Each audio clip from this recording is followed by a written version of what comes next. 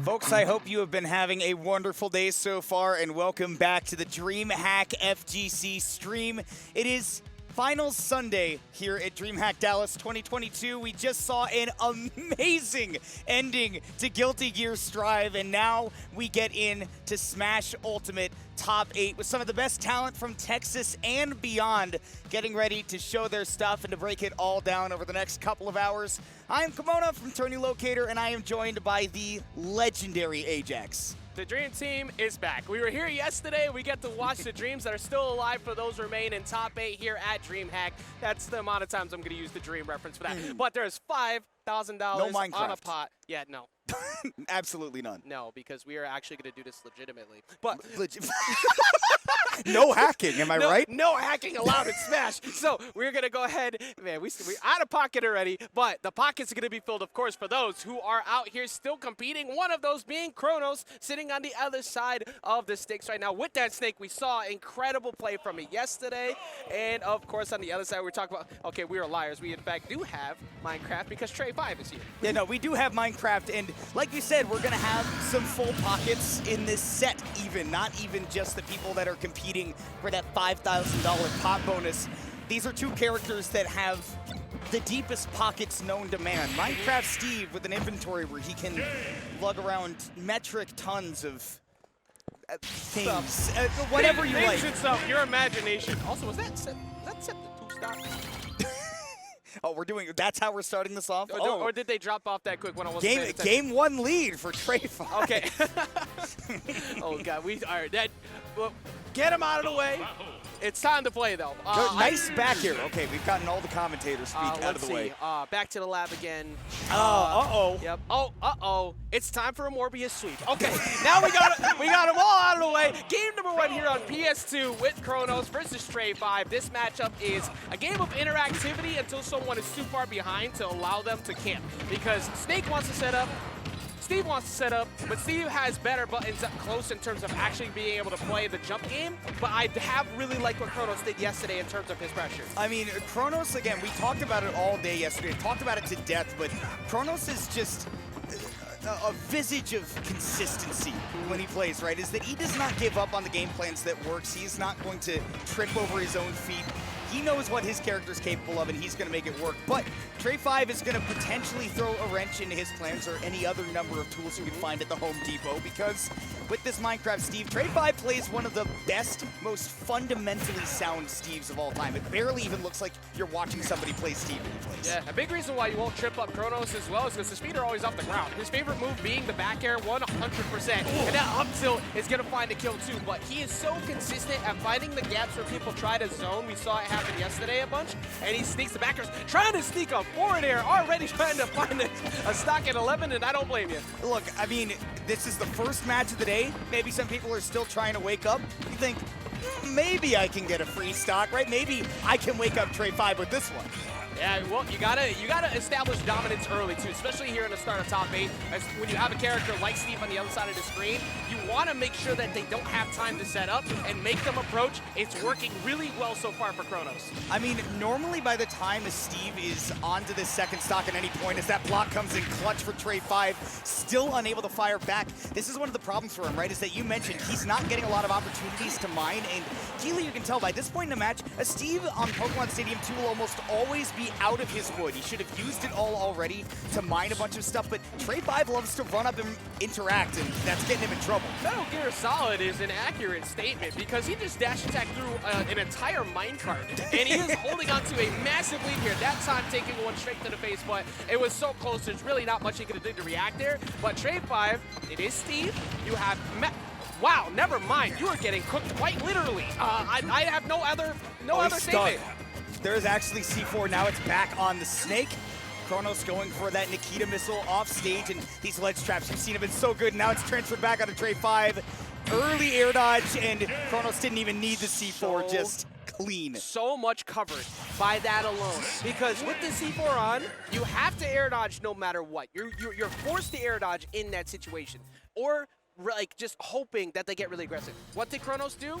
Waited it out, So if you don't air dodge, eventually I'm gonna pull the trigger. But if you do, your air dodge is gone, which means I could get you on this up tilt because I'm pretty sure he already jumped in that situation. And there was just minimal options you could do to be safe in that spot. Very well done by Chronos. And again, like, catching that air dodge where it was relatively low to the ground, right? And that's a place where Trey 5 doesn't get to use the blocks to mix up the landing either. So game 2, we go to Smashville. Now for a lot of Steves, I threw the Smashville stages a little bit as Chronos going for that forward air. You know, a lot of Steves will like to try to get to the stone and the iron tools. Chronos says, I got plenty of tools in my pocket and I'm making them work overtime. Oh my god, now, and you're right, I was actually curious about it too, because you don't see them go here too often because it changes. You want to go primarily to like a Kalos, so you're getting access to some more iron, more metal in general, but like, same thing with PS2. But here, I think the thing for Trey 5 is, he couldn't close the gap, so he's just gonna try and actually stay up close and personal. Unfortunately for him so far, that has not worked. Dallas, which is where Trey 5 hails from, Chronos being from Colorado, one of the 2 remaining in this tournament from that very region.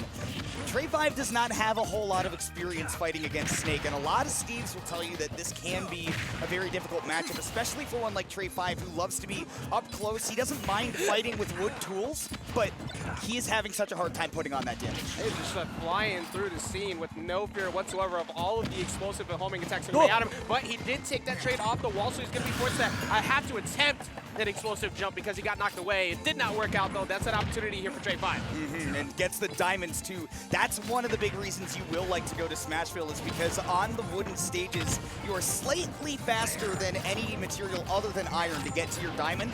And again, Trey 5 didn't have as much time to mine, so he really needed to find whatever maximization he could to get to that diamond quicker. Yeah, and with Trey, oh yeah, Trey, so I was about to say Trey 5 has had quite a bit of a early defensive habit. Not necessarily always a roll in, but when he is at that mid-range where it seems like something might be an approaching dash attack, he always presses defensive option in that spot, and Chronos is capitalizing. Chronos is not only capitalizing on the defensive miscues, but the offensive ones too. Trey 5 built that block up high to try to go for extra juggles. Chronos mixing up the landing really nicely, and then using that block to mix up his landing where Snake normally struggles so much. C4 is on the Snake now. He's gonna get switched back over. It's so I was about to say last game you got mixed up by that air dodge into the up tilt, so you're fearful of that. But it did get knocked away pretty quickly. But 74%, Chronos is constantly hovering right on top of him to try and find another one. And Trey 5 cannot find any of these back airs. And a lot of rolls here that one he got away with against Chronos and rolled right on stage. That gold forward smash going to come out very quickly, so Trey 5 is going to get Chronos onto the last stock and build up some damage. 2 frames faster on everything, so you get the ability to actually start the challenge, and it's a bit safer on block majority of the way too. And now we're seeing way more damage. The key was just, when in doubt, mash out. The gold tools are coming in so clutch for Trey 5 because with the other tools, there's an opportunity for Snake, if you're even a little bit off, to mash a grenade, and that time it's a different explosive to take it for Chronos with a 2-0 lead on that C4 detonation. He is looking too clean. Really is. Chronos coming out here once again impressing time and time again with this Snake. Looking really solid in this matchup, understanding the approach, constantly looking at the camera, giving those like eyes like, hey, y'all see me? He knows he's on camera. That's a confident man up there. But you know, when you play with confidence, you can play around a lot of styles that Steve likes to like play with, because Steve normally it doesn't care too much about getting you to massive amounts of damage, because he's going to kill you at 70% with Diamond Forward Smash anyways. But therein lies the problem for Trey 5, right, is that those materials have been hard to come by, and he has been fighting a lot with wood or stone, and there will be no stone to fight with. Again, on Smashville, you never, ever mine stone here, so you're either going to be getting really, really big, important tools where you're going to have to mine a long time to build those up, or you're fighting with wood the whole way through. Yeah, basically what Trey 5 says on this stage is, I'm going to play for one. Actually very solid there in that first stock, only taking 59%, getting it with the down air, but you're trying to say you'll get more ledge traps and your neutral's going to be better and you're going to win out that way. But it does allow Chronos to set up a lot of traps on that center platform and basically control the stage. Kind of invalidating so far here in this third game. Yeah, no, and I feel like Chronos has been having a really hard time landing against Trey 5. I mean, controlling any of the vertical game also has not been able to keep those iron reserves low, which normally was such a problem for Trey 5. Now he's getting a lot of time to mine, and the juggle game is getting a lot harder for Chronos because of it. Yeah, decided to go with a full career switch, going the Carpenter route this time around. Not sure if that was exactly what you wanted to do when you got Big Bag Snake blowing the house down. Like, everything he has is an issue, and that anvil coming through, up throw. Actually, yeah, you don't go through up throw yet. He's a little bit too heavy, but he's about another 15-ish% away from making an attempt at it, especially on that top platform. And you can see Trey 5 taking right to the ground and taking his time to mine, right? As a Steve, you know that once you die, your whole mining rotation gets reset. Now Trey 5 is back to 0 on his mining, but he did already get a diamond in that first stock, and that is why near the end of that second stock that Chronos is still nearing right now, Trey 5 was simply looking to toss him off stage so that he could get to that diamond. That is the important part for him. Yep, you got to make sure you have that resource so you can move up the tier list. Quite a few spots between each stock, and he got caught by the command grab. That is that minecart. Also, collision course move. That move is a little bit too strong, but at 61%, Chronos has made some comebacks. This is the first time we've seen him with his back kind of against the wall here. Let's see if he can make the adjustments to take it 3-0 still, but I'm really liking the way Trey 5 has started to adapt. Oh, a nice drift right there to go back to center stage with Chronos, looking for him to go to the ledge, as Trey 5 has done many times. And look at this, now Trey 5, he's like, look, if I can store up these resources for a last stock situation, if it ends up getting there, I'm going to take it. I'm not going to try to press my advantage too hard. I want my inventory full. Yeah, we said it a lot yesterday. Snake is one of the best characters with the lead in this game. Has to approach more. Steve is also one of the best characters with the lead in this game. Now we're down to last stock apiece. Didn't get access to Diamond, so he can't get it on this stock. He's going to have to play as a neutral Steve. It's either going to be wood or he's going to have to mine a heck of a lot of iron to make those tools. But otherwise, yeah, he's going to be looking for a lot of up smash to try to take the stock. But Chronos has been playing around that beautifully. Yeah, Chronos only getting 14%, but you go, oh! Checkable! Never mind. The game decided to come through and say we're going to put a stop to this. That is now one game on the board for Trey 5. I didn't realize he was playing Bugs Bunny. But that anvil put in so much work for Trey 5 in that game, where Chronos was relying a lot on a very big, heavy juggle game. And we saw that exact edge guard earlier, too, with the anvil. And Chronos had the presence of mind to let go of the Cypher and air dodge right before it took him out of it. But in that situation, nothing you could do with the anvil being untouched. Yeah, Acme Corporation stocks really are going up by now. Like, we are seeing so many Steves really with a lot of success of late. You saw Didi, of course. You've seen like Jake's run. I believe it was Glitch. Yeah, it was Glitch 8.5. Yeah, and there was also the one who won Combo Breaker. It was Onin. Thank you. Yeah. So this character is on the ride for good reason, very strong, and Trey 5 woke up a bit in that game 3. Let's see if it can continue here in game 4. I mean, a lot of people know Jonhy as like the Steve in Texas, and there's a good reason, right? Jonhy has traveled out a lot. He's looking to get to the Invitational as well, right? I mean, he is renowned, but Trey 5 is, you know, no simple second fiddle to Jonhy. I mean, he is a phenomenal player in his own right, and he's showing you exactly why. Just as a quick note, I think cooking Jonhy constantly is kind of hilarious, because he'll play those tweets about him performing extremely well out of region and then going 0-2-2 at the local. It's very funny. He can actually place 9th at any tournament. It's crazy. But here at Trey 5 looking so good. Another lead. That's like the crucial part. You can always sneak out a game sometimes with a best of 5, but can you repeat that success? It seems like Trey 5 is understanding the approach of Chronos now. Chronos hasn't been able to get that dominant opening, and it just takes another minecart, and that's the first stop. He literally put like a Dodge Charger engine in that minecart. Like, he came out of nowhere, put on that damage, and look at all the resources Trey 5 has built up. Now, Small Battlefield has a neutral stage type, right? So you're going to be mining with the pickaxe, but importantly, you're going to get access to any kind of material. Now Trey 5 charging the up smash. Like you said, he has been calling out so many habits from Chronos. You know something I've noticed too? We talked about how Trey 5 before had an early defensive habit. His shield discipline is much better. We saw him stay still that time. Multiple interactions before, because he was throwing out spot dodge almost instantly. He was rolling instantly. I think Trey 5 feels way more confident in his defense now, which is allowing him to get way more openings on Chronos, because Chronos is rushing in a bit recklessly at points. It really speaks to the fact that Trey 5, if there's one particular thing about his gameplay that stands out to me, it's that he is so adaptable.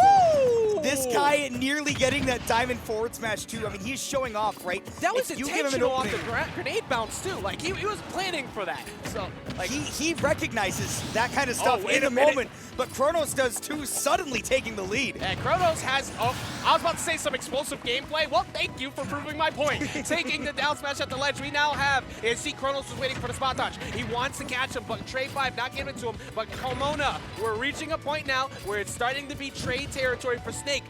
Snake loves this situation.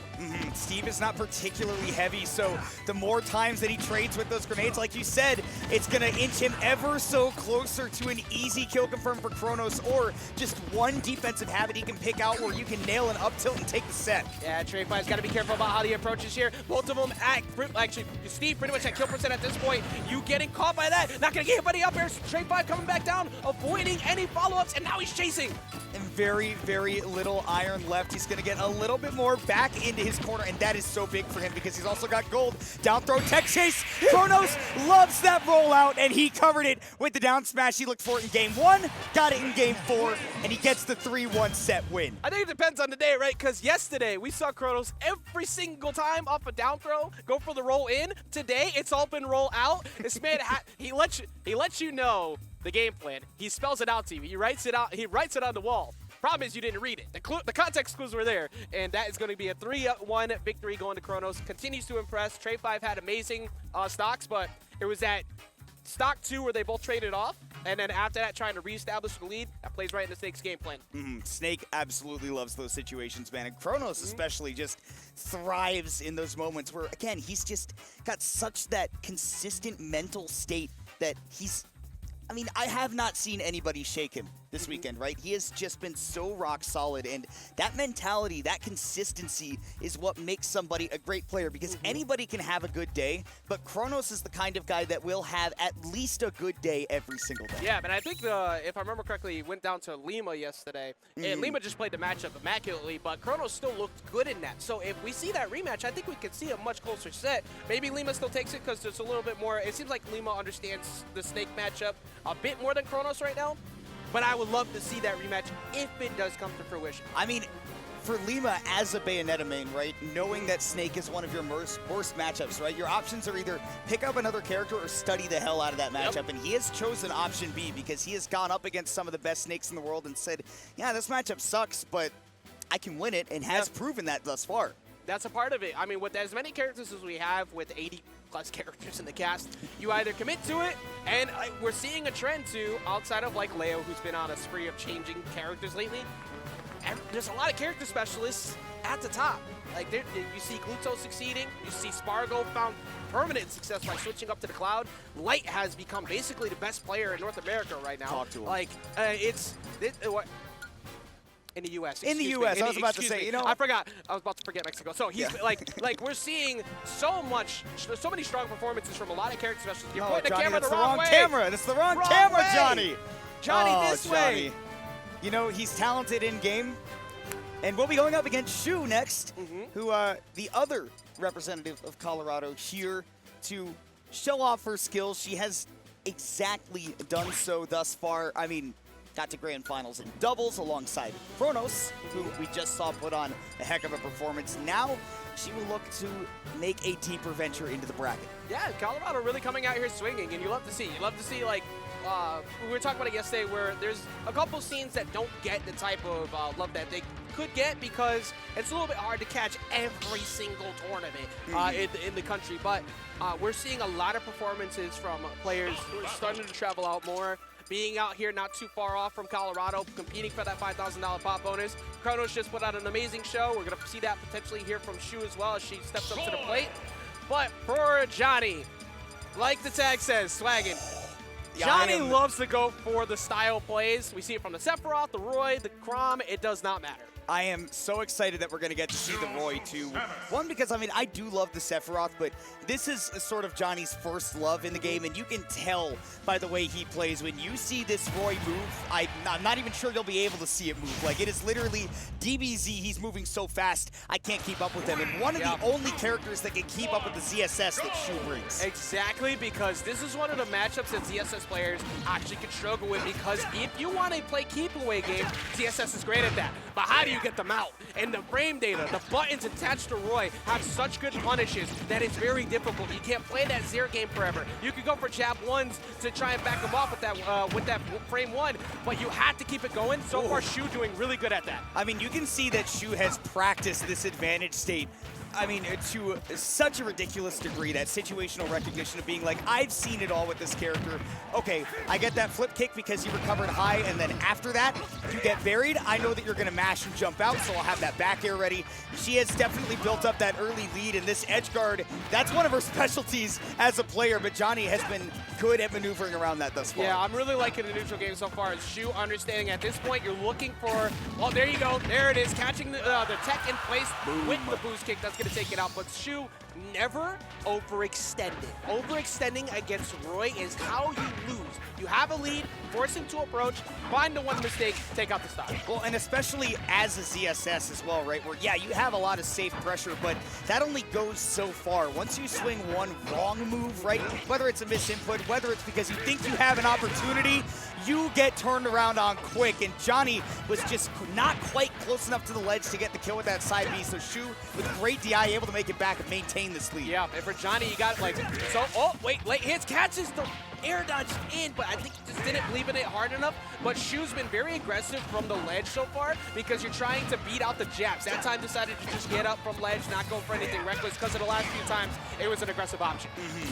When we There- see the there we go. oh Look my at god, that. the reversal of all time. Shu with the aggressive options, like we were just alluding to, is been on point with catching Jonhy slipping at the ledge trap, basically taking the ledge traps away for their own situation. Oh my god, got turned inside out by that, and Jonhy having to go for that high recovery because Shu is threatening another turnaround. There's the back air at his shield. Jonhy trying to move his way back into this one, but at 52%, you're already set up in an air flip kick range. Yeah, and something Johnny's got to be careful of is he's gone for high recoveries towards the platform 2 to 3 times in a row. Like, he's not going to ledge because he doesn't want, nobody wants to take the ZSS ledge trap. But when you do that a lot, ZSS is going to catch you with that up air, get that drag, that reset on that platform, get a big damage, and Shu continuing to do so. Going all the way out there, you're stock up, why not? Why not go deep? Why not see if you get given a gift? But Jonhy trying to stay in the moment at 112. Shu, yeah, a lot of confirms available. And Jonhy actually not going for the jump up that time, but did get a little aggressive. Jonhy just looking for openings, did not take in place that time. So it's still Roy. You have to always be careful because Roy can come back from many deficits, but Shu now has stage position. And with that little forward air, even though you don't get the full connection, hashtag ZSS sucks, it doesn't matter. It still works out in the end.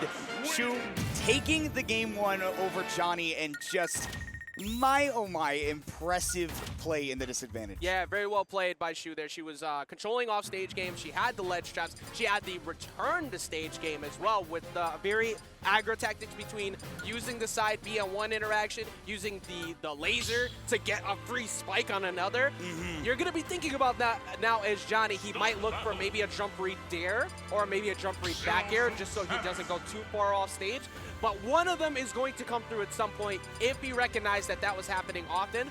It's going to be on Shu to adjust around that, which so far has been doing amazing. I think one of the biggest things for Shu thus far is that in this matchup, not just against a high-octane Roy, but against somebody in particular like Jonhy, he kind of has a very Goblin-esque playstyle in which he thrives mostly in his advantage off of putting you into places where your movement is restricted, but Shu has not been putting herself in situations where Jonhy can limit her options. Yep, and look what Shu's already doing. There it is again. That is 3 times in a row. He's gone for a high recoveries towards the platform, air dodging or jumping. Shu is getting a lot of jump resets. There's 4. That's now 4 in a row. And if you're already, it's close enough to ledge, so you got to go down. But that is Shu catching onto a very common defensive habit out of Jonhy. Jonhy's going to need to understand that soon, or she's going to keep taking advantage of it. Yeah, he's been burning those jumps very early, and that's your most important resource as a Roy when it comes to your recovery. That's what makes Cola's recovery so good, is that somehow he always has his jump, but Jonhy has not been in those situations. That's why she has gotten so many openings in places like these. So that kind of recovery right there, huge for Jonhy. Yeah, Jonhy now getting an opening. All you need is a jab bear. Or Oh, jab fair. bear. Okay. That works too. Finally gets connection, gets the first stock. Borrow time stock here with ZSS, but actually taking advantage, getting a lot of damage on him. And then just swinging that forward air right at a disadvantage, gets that tech roll in. Big damage for Jonhy here, but stuck at the ledge again where Shu has been so strong. And even just that forward tilt is going to be enough to do it. Downward angled, that angle is nasty. Yeah, perfectly, especially against a character with a bad recovery like that. But you already know, you've seen it 1,000 times, Jonhy is a clip machine. We've seen Jonhy starting to wake up. He had really good tech chases a little while ago. If that starts to happen more often, we're in a good spot. But there's the jump, air dodge in towards the platform again. You have to mix up your recoveries. I know you have ZSS staring at you like that, but it's very easy for ZSS to react to that. And Jonhy has just not had the opportunities to get stocks off of. I mean, it's basically had to be, like you said, being the clip machine, getting a crazy confirm, runs up and gets that jab right there, and opening up Shu for those opportunities where he can get the confirms off the jab for the kills are the big deciding factors for Jonhy, because he hasn't been able to do it off of raw position. Yeah, and Johnny's playing so much better with a lead right now, but you have to watch out for that low recovery. He's going down there for the back air. I like it, deciding, okay, I have one opportunity here for a low recovery play. Great option coverage there from Shu. You have to watch out for the follow-up here. Good parry. I don't know how he was ready to do that, but Jonhy building up a whole lot of damage right now, and he might have looked a little bit lethargic in game one, particularly with those recoveries, but he is back in the zone now and even gets away from the boost kick. Yeah, and goes aggressive again from the ledge, and he's getting away with them now, because before he went for him a few times. That drop down fair off the mix-up with using the side B to bounce back towards the stage was immaculate positioning from Jonhy just now to seal that game. It's technical movement, it's flashy movement, and it's practical movement. Like, optimal. What's not to like? That is called optimal. It was so, like, you have to establish fear with the character who skips a disadvantage. Flip kick doesn't really believe in being ledge trapped. Now, I'm specifically referencing flip kick alone here, not ZSS. But the fact that you were able to get down there as quick as you did to catch Shu slipping because Shu decided to go low, that's going to be buried in her head in this game. You might be able to take advantage of that in this next game. Conditioning against the ZSS is the most important thing, especially when you don't have a ton of long, lingering hitboxes. With the Banjo and Kazooie theme playing right now, Coney is somewhere smiling at the goofy music in top 8. We forgot to go out there and switch everything in seconds. We were literally going to change it to like Tekken and King of Fighters, and now we've got... Actually, it's because we had no time. They went straight from Guilty Gear into this. Literally right into it. Can we put, like, find your one way in this game? Can we get Soul Bad Guy? Oh my god. Yes, please. Thank you very much. I'm with you for that. I'm with you for that. But game 3 right here, small battlefield. Shu eliminating that top platform where, you know, sometimes as a ZSS, that can be an escape zone. Sometimes it can be a place where you get caught up, and you were talking about that air dodge in. Shu just keeps punishing it. Notice how Shu's standing still? Shu isn't even going up there to swing now. He's just waiting because she understands you are doing that often. So for Jonhy not recognizing that, yeah, it's one of your recovery options, but it's the most exploitable one right now, and Shu's going to keep going with it. But at least Jonhy has actually woken up quite a bit, though, and is keeping it even. Like I said, you know, sometimes Jonhy is, he's on it when it comes to, you know, adapting, and sometimes he's not. And when he's not, he's in like a full mash technical mode, and I feel like it's a little bit more the latter right now. As you can tell, he's not dropping his confirms, but it is giving Shu a lot of openings once she gets her first hit. Yeah, Shu's advantage state that we saw in game 1 has come back. Here in game 3, Shu gets one neutral win and gets 30-ish%, continues to control, and the most important thing, forces Jonhy at ledge where Roy's the weakest, trying to get back on the stage. And her reads on Jonny's positioning has been so good, and she has only been caught off guard by the burst movement like this, where Jonhy just kicks down your front door and gives you a healthy dose of 55%. That was a good moment. If she had that one was scarier. I'll give that. Like, you're potentially gonna get hit by a forward air in that spot too, but you're forced to go low, trying to cover it with the forward air. She comes back on with the forward air instead of a down B. Ooh, he had the read. That would have been the stock.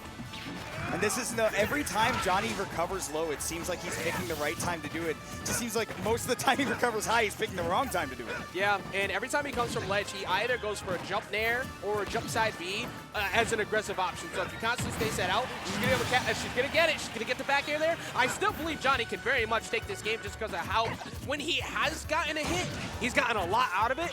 It's just he's working really hard to get them right now. Hey, there's no doubt about that. The only issue is right now, it is also hard for him him to get those hits when Shu's movement has been so good and he hasn't been able to catch on to these mix-ups, because there's a lot of times where Shu will do short hop fast fall aerials, and Shu will then sometimes do short hop and not fast fall. I like that. That was the first time we saw him mix it up and go for a jump up air. So mixing things up, getting the stock, 79% is a hill, but it's not an impossible hill to climb if you get it. Here we go, the party started. He got like a stray hit, like weak hit something aerial and got 37 off of it. That's the magic that makes Jonhy tick, is that he can hit you with anything and somehow find a conversion off of it, like he's doing right now. 68% on Shu, forced to go to the ledge. The big green button is my best friend right now. We're pressing it, we are going in, but Shu almost catching the jump. Shu getting the forwarder, pushing him back off stage, trying to go for the early downer to get one of those really aggro plays that he constantly goes for. That's a jab there, and that's Jonhy getting the game. Wow, and that was all down to Shu not picking the right mix-ups. We talked about how important the mix-ups between fast falling and not fast falling on those short hop aerials, and also whether she's drifting in or drifting out. But near the end of that game, she started going into a habit where I feel like she wasn't mixing up those timings and was kind of just drifting a little bit away from Jonhy, and that gave him the opportunity to start reading those positions. Yeah, and the fact that Jonhy has been doing well while behind matters a lot, because Jonhy hasn't really had many leads, but he makes them work because Roy's ability to punish is so strong. Shu had that too, but the problem was in that game, wasn't able to get the edge guards we saw in game 1. And again, because Jonhy has realized, right, recovering high, it's not working out. I need to go low. I need to just choose the ledge, because ledge trapping, yeah, it's a scary situation to be in, but he's been maneuvering around it just fine. And here's that consistent early damage as he just blisters right into Shu's face and looking for that early stock. Yeah, that was close range to go for jab forward smash outright. I get the idea behind it, but now, Jonny's starting to look for the jump habits. That's a jab there. Not going to be enough yet, but look at the way Jonny's constantly playing around the range of ZSS now to see where Shu decides to move. Yeah, he is definitely getting more used to playing around that threat zone, but Shu, on the other hand, getting a lot more comfortable playing up close to the Roy, right? Not as afraid to get in his face, and that was a beautiful ledge trump there. First one we've seen, too, holding on to that option for a while, but your jump's gone now. Excuse me, never mind, did not get hit out of flip jump was. I thought she got hit out of the jump with that dash cancel forward tilt, so still able to get back on. Decent opportunity to get some damage and waits for the jump. That time going more center stage, mixing it up a little bit. Yeah, drifting back where she has been going for a lot of aggressive landings so far in this game 4. Just like that one that Jonhy punishes with Shu taking to the skies. She just gets to set up this free ledge trap here. Free shield pressure with the Nair, but Jonhy with the parry gets to fight back for center stage. Way better discipline for Jonhy too on that ledge to not jump up, because she was trying to cover his jump fair or jump side B with that neutral B. So he's actually being more patient at ledge. However, he has taken a lot of damage, let's make that clear. But Shu has an opportunity here to control it, and she did win out, but the third hit stagger to the fourth one got him out of there. And we just haven't seen Jonhy do that full mash when it didn't seem safe, so Shu wasn't expecting it this deep into the set, right? But Jonhy kept that up his sleeve regardless. Shu is the one, like you said, who has built up so much damage, and that is that exact aerial drift mix-up that has been working for her so well. Jonhy called it out that time with the jab, though. Jonhy not dying to that back air off stage or anything off stage. Just give him a chance to steal a stock.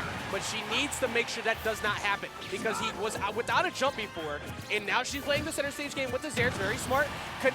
That's a lot of times I've seen her get a jump cross up with the back air, and that's going to lead to a stock. Those have been very well played so far by Shu. You literally just get poked a little bit by that Zair. That's all it takes. Like you said, the edge guards have been so important for Shu. And now playing with this full stock lead, something we haven't seen since that game 1.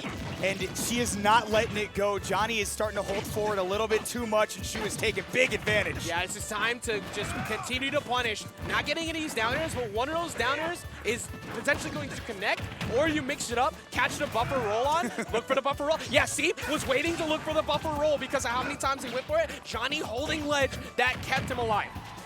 And at 95% though, it's only gonna take one of those mix-ups for a landing bear to do it for Shu. One almost takes it there for Jonhy. The ZSS only sitting at 79%, and just with the tip of the whip, you get poked right off stage, cracked into game 5 with Shu retaining a lot of the momentum that we saw early in the set to send us to a game 5. Jonhy just stared at that like, that looks nice. what is that? Oh, that was bad. So Jonhy going into this game 5, I think a big thing that happened in that game, for one, we saw at least 4 to 5 cross-up back airs on shield that worked. So he was either trying to parry it or actively press a button out of shield. Did not work, so you got to be careful there. Jonhy's defense was better on ledge, but Shu started to recognize, okay, I can cover a lot by just waiting because your invincibility is going to run out. Didn't get the buffered roll condition that she was looking for, but looked way better off stage. That was what got her game 1, and that's what got her game 4. And now she's going to get a lot of opportunities as Jonhy counterpicks to Smashville, a small stage where it will be much easier to box your opponent off the stage, right? You get a lot more of these ledge traps, a lot more of these edge guard opportunities, but that is why Jonhy loves this stage. It's not the ledge guards, but it's the ledge traps. You get onto this center platform, or you try to get off the ledge, that's your escape zone as a ZSS. Jonhy's going to be all over you like butter on a roll. Sour Spot Fair at 40 gives you a ledge trap. Like this, you have nowhere you can hide on this stage. ZSS can also take advantage of this, but the problem is ZSS has nowhere to run now from Roy. And again, Jonhy just loves getting up in your face and swinging. Shu still swinging for that down air. I thought she caught the jump, but yeah, that's, again, so important for Jonhy as the set is developed. Yeah, every other time we've seen that, Jonhy jumped early at that spot. But you have the resources to make it back, and you have the resources to find the first kill. The small blast zones on Smashville coming up. Aces for Jonhy right now. Shu trying to do the same, but without any rage. It's not going to send Jonhy high enough off of that nair to connect into the back air, so he gets to live to see another day. There goes the big damage, and he wanted something even more. Yeah, I like the attempt to say, why not? You haven't gone for that setup yet, which would have gave you stage positioning again. And Jonhy is looking good because he's not overextending again. You constantly rush a ZSS even with a lead, you will have problems. Wow. And ZSS having some problems right there. Going out there, forcing Shu to air dodge because you're scared to flip kick in that spot. Now Jonhy has a huge lead. And it just continues to rise. Like you said, Jonhy has been picking the zones in which he will approach so much more carefully, right? He's taking smaller pieces of the stage at a time. Shu does finally land that down air. So if she can get a little bit more momentum back, right? One quick stock, a bloop and a blast, right? And you're back into it. But Jonhy is out here blasting her off stage.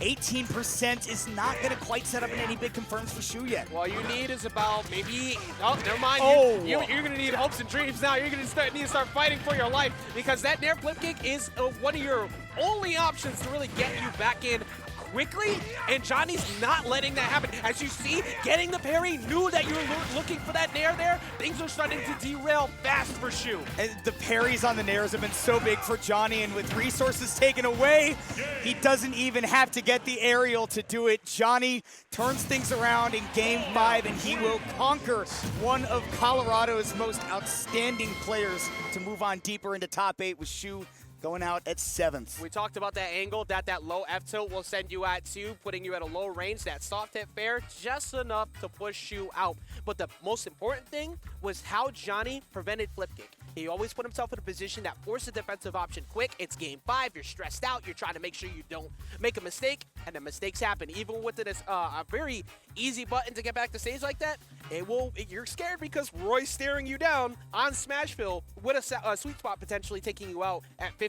And that's, like you said, that is how you're going to lock down a ZSS. It's not out of, oh, I'm going to better character you in my advantage versus your disadvantage. Nobody gets to do that against ZSS. But when it comes down to the player versus player matchup, when you can condition things, and if you can take away one of those resources from ZSS, she's very scary when she has all of them available. But once you take away just one of the double jump or the flip kick, right, if one of those is gone, that recovery becomes much more linear and you can challenge it. And Jonny started to realize his win condition as the set went on. I just realized I don't think I really saw any tether recoveries either. So almost none, yeah. Yeah, that's something that Shu might go back and look at because we were thinking about all those resources. There's so many. No side Bs, tether recoveries, no Zairs to try and mix it up either. Jonny faded off stage sometimes to go for a down air, but never really went off for like that off stage back air. So, hey, you take advantage of it if they're not doing it. I feel like the only reason you don't do that often as ZSS in that matchup is because Roy's horizontal airspeed is so good that in that range where you reel in with the tethers, you can just, come over and chop you with that forward air, right? But I wonder if you do need to establish the mix-up. I wonder if that sour spot hit at the very end there was actually Jonny beating out the tether, because that was a perfect angle to want to go for the tether. Right there, But you got caught at the startup. Man, that might have been it. That might have been Jonny just reading, oh, you haven't done this yet, now I'm going to go for it. So. When it's most important, right, on potentially your last stock of the tournament and on what was. So, yeah, Jonny, the young prodigy, moving on in the bracket, and we will get to take a look at another young prodigy coming up next as we go over to the winner's side of top 8, because Shadic is coming up on stage to fight against Lima, which are, you know, if you want to talk about people who really made their name in Texas as young talents, Cosmos was one of the first to do that, but Lima came after that, and now we have Shadic. I mean, people that you saw play at a young age and you go, they're the future of this scene, and now they're the present of this scene, and Shadic is one of the best in the present. Look, there are many of us who remember the days of Cosmic Cosmos, but when it comes to the Wi-Fi Pikachu. Yeah, let's be very clear. This is the crowd favorite. Shadic is become such a fan favorite for many people. A lot of it having to do, for one, playing the Corrin, 2, the incredible intelligence that this kid has, 3, Daddy. That support that we see out of like the family wanting to see Shadic succeed is awesome. You absolutely love to see it. But this only comes with the fact that Shadic continues to improve each and every time. On the other side, though, you have one of the few Bayos who are still doing it and doing it well in Lima, and this character can absolutely destroy Corrin off stage. So Shadic's going to need to be very careful with the recovery routes because Lima's going to hunt for it. It is definitely possible. I mean, these two have played a couple times in the past. There was a regional called Royal Brawl a few months ago that Lima ended up beating Shadic from loser's side, took 2 sets, or I don't know if it was loser's side, but he did beat Shadic in 2 sets at that tournament. But more recently at Low Tide City this year, Shadic did beat Lima. Now, granted, that was Lima's first tournament back since he was reinstated to the scene. So now that he's got a couple more tournaments and a little bit more practice under his belt, anything is possible given the momentum that both of these players have as Game 1 gets started PS2, and Shadic is the one off to a hot start. One of my favorite things about Shadic is he always attacks where you're going to be, not where you are at the moment. His reads on your movement are so good. He got 92% off of just consistent callouts. That wasn't true combos. That was reads after reads. But here comes Lima with big damage as well, going straight to 79. Not going to double jump off of the up air, but one back air at ledge will take it out. Or the pin, and he waits for the bats within to come through, and the intelligent recovery, knowing that that witch time is such a threat. And delaying the recovery is not going to be enough for Shadic. Never mind, it is. He actually almost got the kill off of it. Yeah, that was really good control of not freaking out off stage, because Lima, this is what we said before, Bayo will smother Corrin off stage. They don't have that many great mix-ups. They have the back airs, they have a decent up B, but that's it. Like, so Lima's gonna hunt every time you're off stage right there, but Shadic has been winning always on ledge. This stock is probably going soon. I mean, the ledge is the perfect place to call out your opponent's movements, and like you said, that's not only something that Shadic is good at, that's what this character Corrin is built for. And look at him, he even has the balls to run off stage to make sure that he can get out that back air and get that stock on the light Bayonetta. Lima fires back at the back air of his own and evens up the game 2 stocks apiece. Yeah, run it right back in. Now you gotta watch out for the fall. Yeah, the falling up air or that forward air. And you gotta respect it on shield too, because that distance, that's -4. You can try and witch twist, but Corrin is gonna be able to still just kind of chill, wait for you to press that button. So Lima's shield discipline, as it's been good all weekend, has to continue here because Shadic has taken advantage multiple times. As you see a pin, right back to even. He does get the Bayo in the corner, but fighting out of the corner, something that Lima is so good at. Even better by Shadic to fight off of that platform, but got a little bit stuck in his movement. That's why Lima was able to continue that pressure. 99% on the core, and a downer at the ledge can take it. Yeah, absolutely, and we're seeing it. I thought we were going to see a read to try and cover an air dodge in me with a forward smash after multiple hits, but Shadic, very good defensive discipline as well. Does not burn that jump early, does not burn the air dodge early, which you need to control in this matchup. And I'm always amazed by the fact that Shadic can find situations to use the dash from the pin as burst movement, because it's one of your only good movement options as Corrin. Otherwise, you're trying to take too much stage as a slow character. You throw out a lingering hitbox like that back air, you're going to lose that stock. That was good on Lima too, because the obvious choice is to go for up tilt back air, because it was within range to find the kill.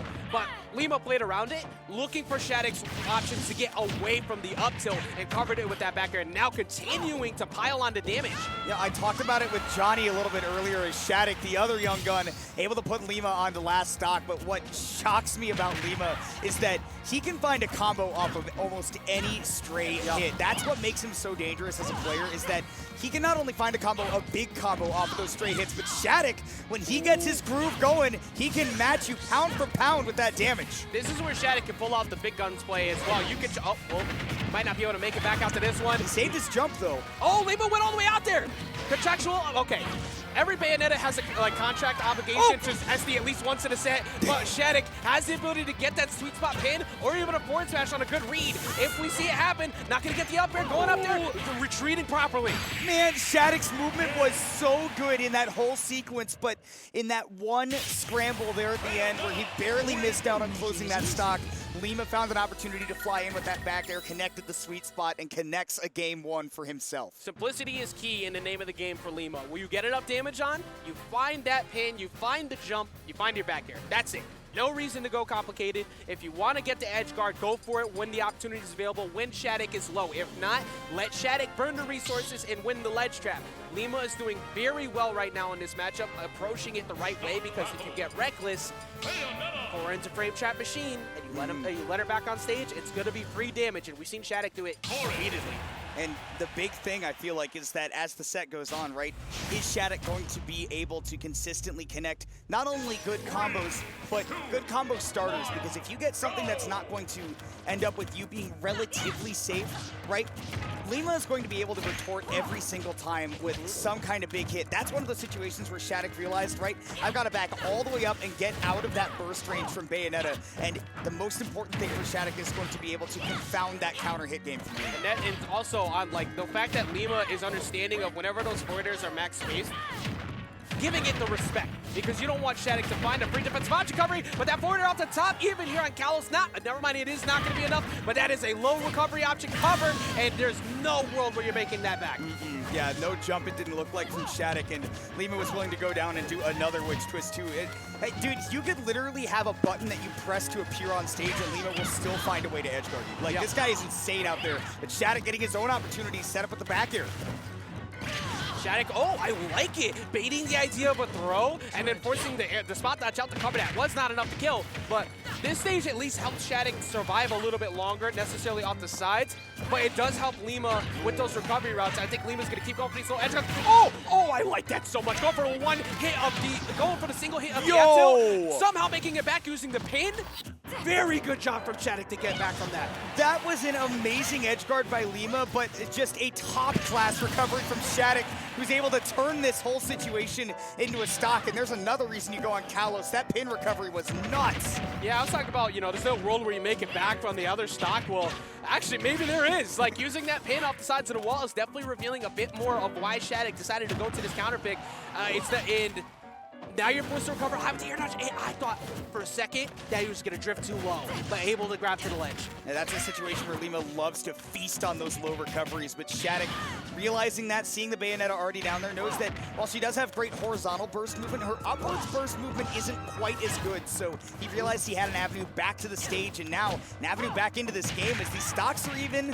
Lima not turning around into the back air, so Shadic gets his opportunity to stay alive. I get why though. I think for Lima it was like center stage positioning thing, might not have believed here on Kalos that with good DI might have not died, so you force the ledge trap. That's the only thing I can logically think of, but at least for Lima, you don't get massive punishes here on this stage unless you're at the left or right, because you don't get those resets on the platforms that Corrin normally gets a lot off of. You have to catch them going onto that platform, right? Otherwise, it's the same as playing on FD, more or less, which is like, there's not really a bad stage for Bayo, but it's her worst because that damage output suffers a little bit from her. But it's the kill power for Lima that's struggling right now. He's really been trying this whole game to just get kills on Shadic when he backs into a corner, but he hasn't been giving him that. This exact situation, that is what Lima's been looking for this entire stock, and finally got it with Shadic dashing back. Yeah, keeping that forward throw just non-stale, not wasting it at all, controlling the ledge, getting that stock. But at least for Shadic, in the midst of all that, got Lima to kill percent, because that took a while before Lima finally found that kill. And up throw, is that going to be enough with a light character like Bayonetta not on Kalos with no rage? Shadic's going to have to fight a little bit harder to take the stock, and Lima, with that aggressive landing, he will use all of those resources before he lets you hit him back. Oh, getting resets on the ground too, but Shadic got away. Another drop off the stage into a punish aerial. Recognizing Lima approaching to try and get that edge guard, taking advantage. And there's a grab back throw to get Shadic a little bit of stage control, but keeping Bayonetta at the ledge feels like a fool's errand. Catches the drift down. With the witch time, he does set up for the back air, and you are just getting blasted back Godfather style. No way to drift back to the ledge. 2-0 lead for Lima. Here on the day of my daughter's wedding. So, what? That was tried to recover to my ledge. That was really smart too, using the neutral B, using the guns that actually hit the witch time, just in case Shadic was mashing jump there. Because if you do, that's it, you're free fall. Yeah. And I think that's exactly what happened, because Shadic trying to get back to the stage, I don't think I saw a jump get sniped before that, but that covers a panic air dodge, panic jump, and if you don't do any of that, well, congratulations, Lima's going off stage after you anyways, because you're getting sent low. That also does send you low, takes away from that knockback where you were going more horizontal but up. Very good option coverage, and I see why Lima in the previous set prior to low tide had won those sets. I love, by the way, that you pointed out, I was going to talk about it, the fact that normally with that backer, you do get sent up a little. Shadic can DI that and drift up, but when you get hit by those guns, you start dropping like a rock, right? It resets all of that drifting momentum. So what would normally put you more towards the blast zone, now you're drifting down. That's why Shadic couldn't make it back. But loves the stage. I do enjoy what he was doing here, but he's got to pull off a reverse 3-0 against, I mean, a guy who's a former EVO champion. Yeah, like, you know, the whole idea of playing your win condition, right? Like, that's a big portion of this game. But I think the thing for Shadic is trying to go on this stage to get more mix-ups and recovery low is actually taking away Shadic's ability to get damage. Oh, never mind. He got the reset on the platform, but Bats Within said no. I love that Shadic set that up to look like he was going to go for a back air and delayed it just a little bit so that Lima would have that in his mind, and then went for the pin, and my goodness, Shadic has all the options on deck to take his stocks. That was the best punish you could have possibly picked in that situation. Catching the spot dodge, punishing with the fully charged neutral B, and Shadic, for a change, has a comfortable lead. This is where you need to take advantage of Lima trying to get back in the game with these amazing aerials. Straight to 60, Kimona almost had the read on the ABK as well. All with the forward airs and put the Bayonetta in the corner. I don't believe that Lima sniped the jump yet, and he does have that back air to extend the distance, but covering low, there's the contractual obligation. SD. Every single Bayonetta must drop a stock to an SD at least once a set. And that one mattered a lot because that was Lima getting the edge guard and taking minimal damage, but it was still a decent amount at 60, and you just gave it away. That is a Lima classic, unfortunately, is that will just happen in every set.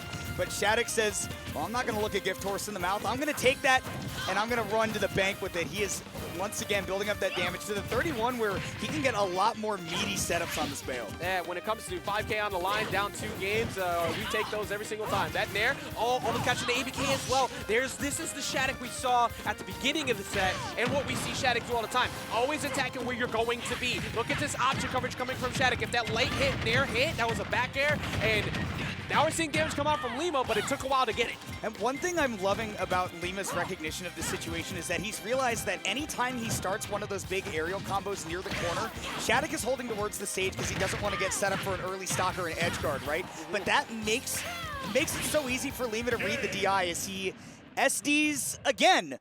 So he would already fulfilled the obligations. Right? I was trying to gas up a good part of his gameplay, and he said, no, please shut up. I want to embarrass myself. Look, I know it's DreamHack, right? There's a lot of people to meet. There's a lot of new connections to be had, a lot of people. I don't know what you signed with while you were out here. Walked up to the Nesquik booth, and they were like, throw.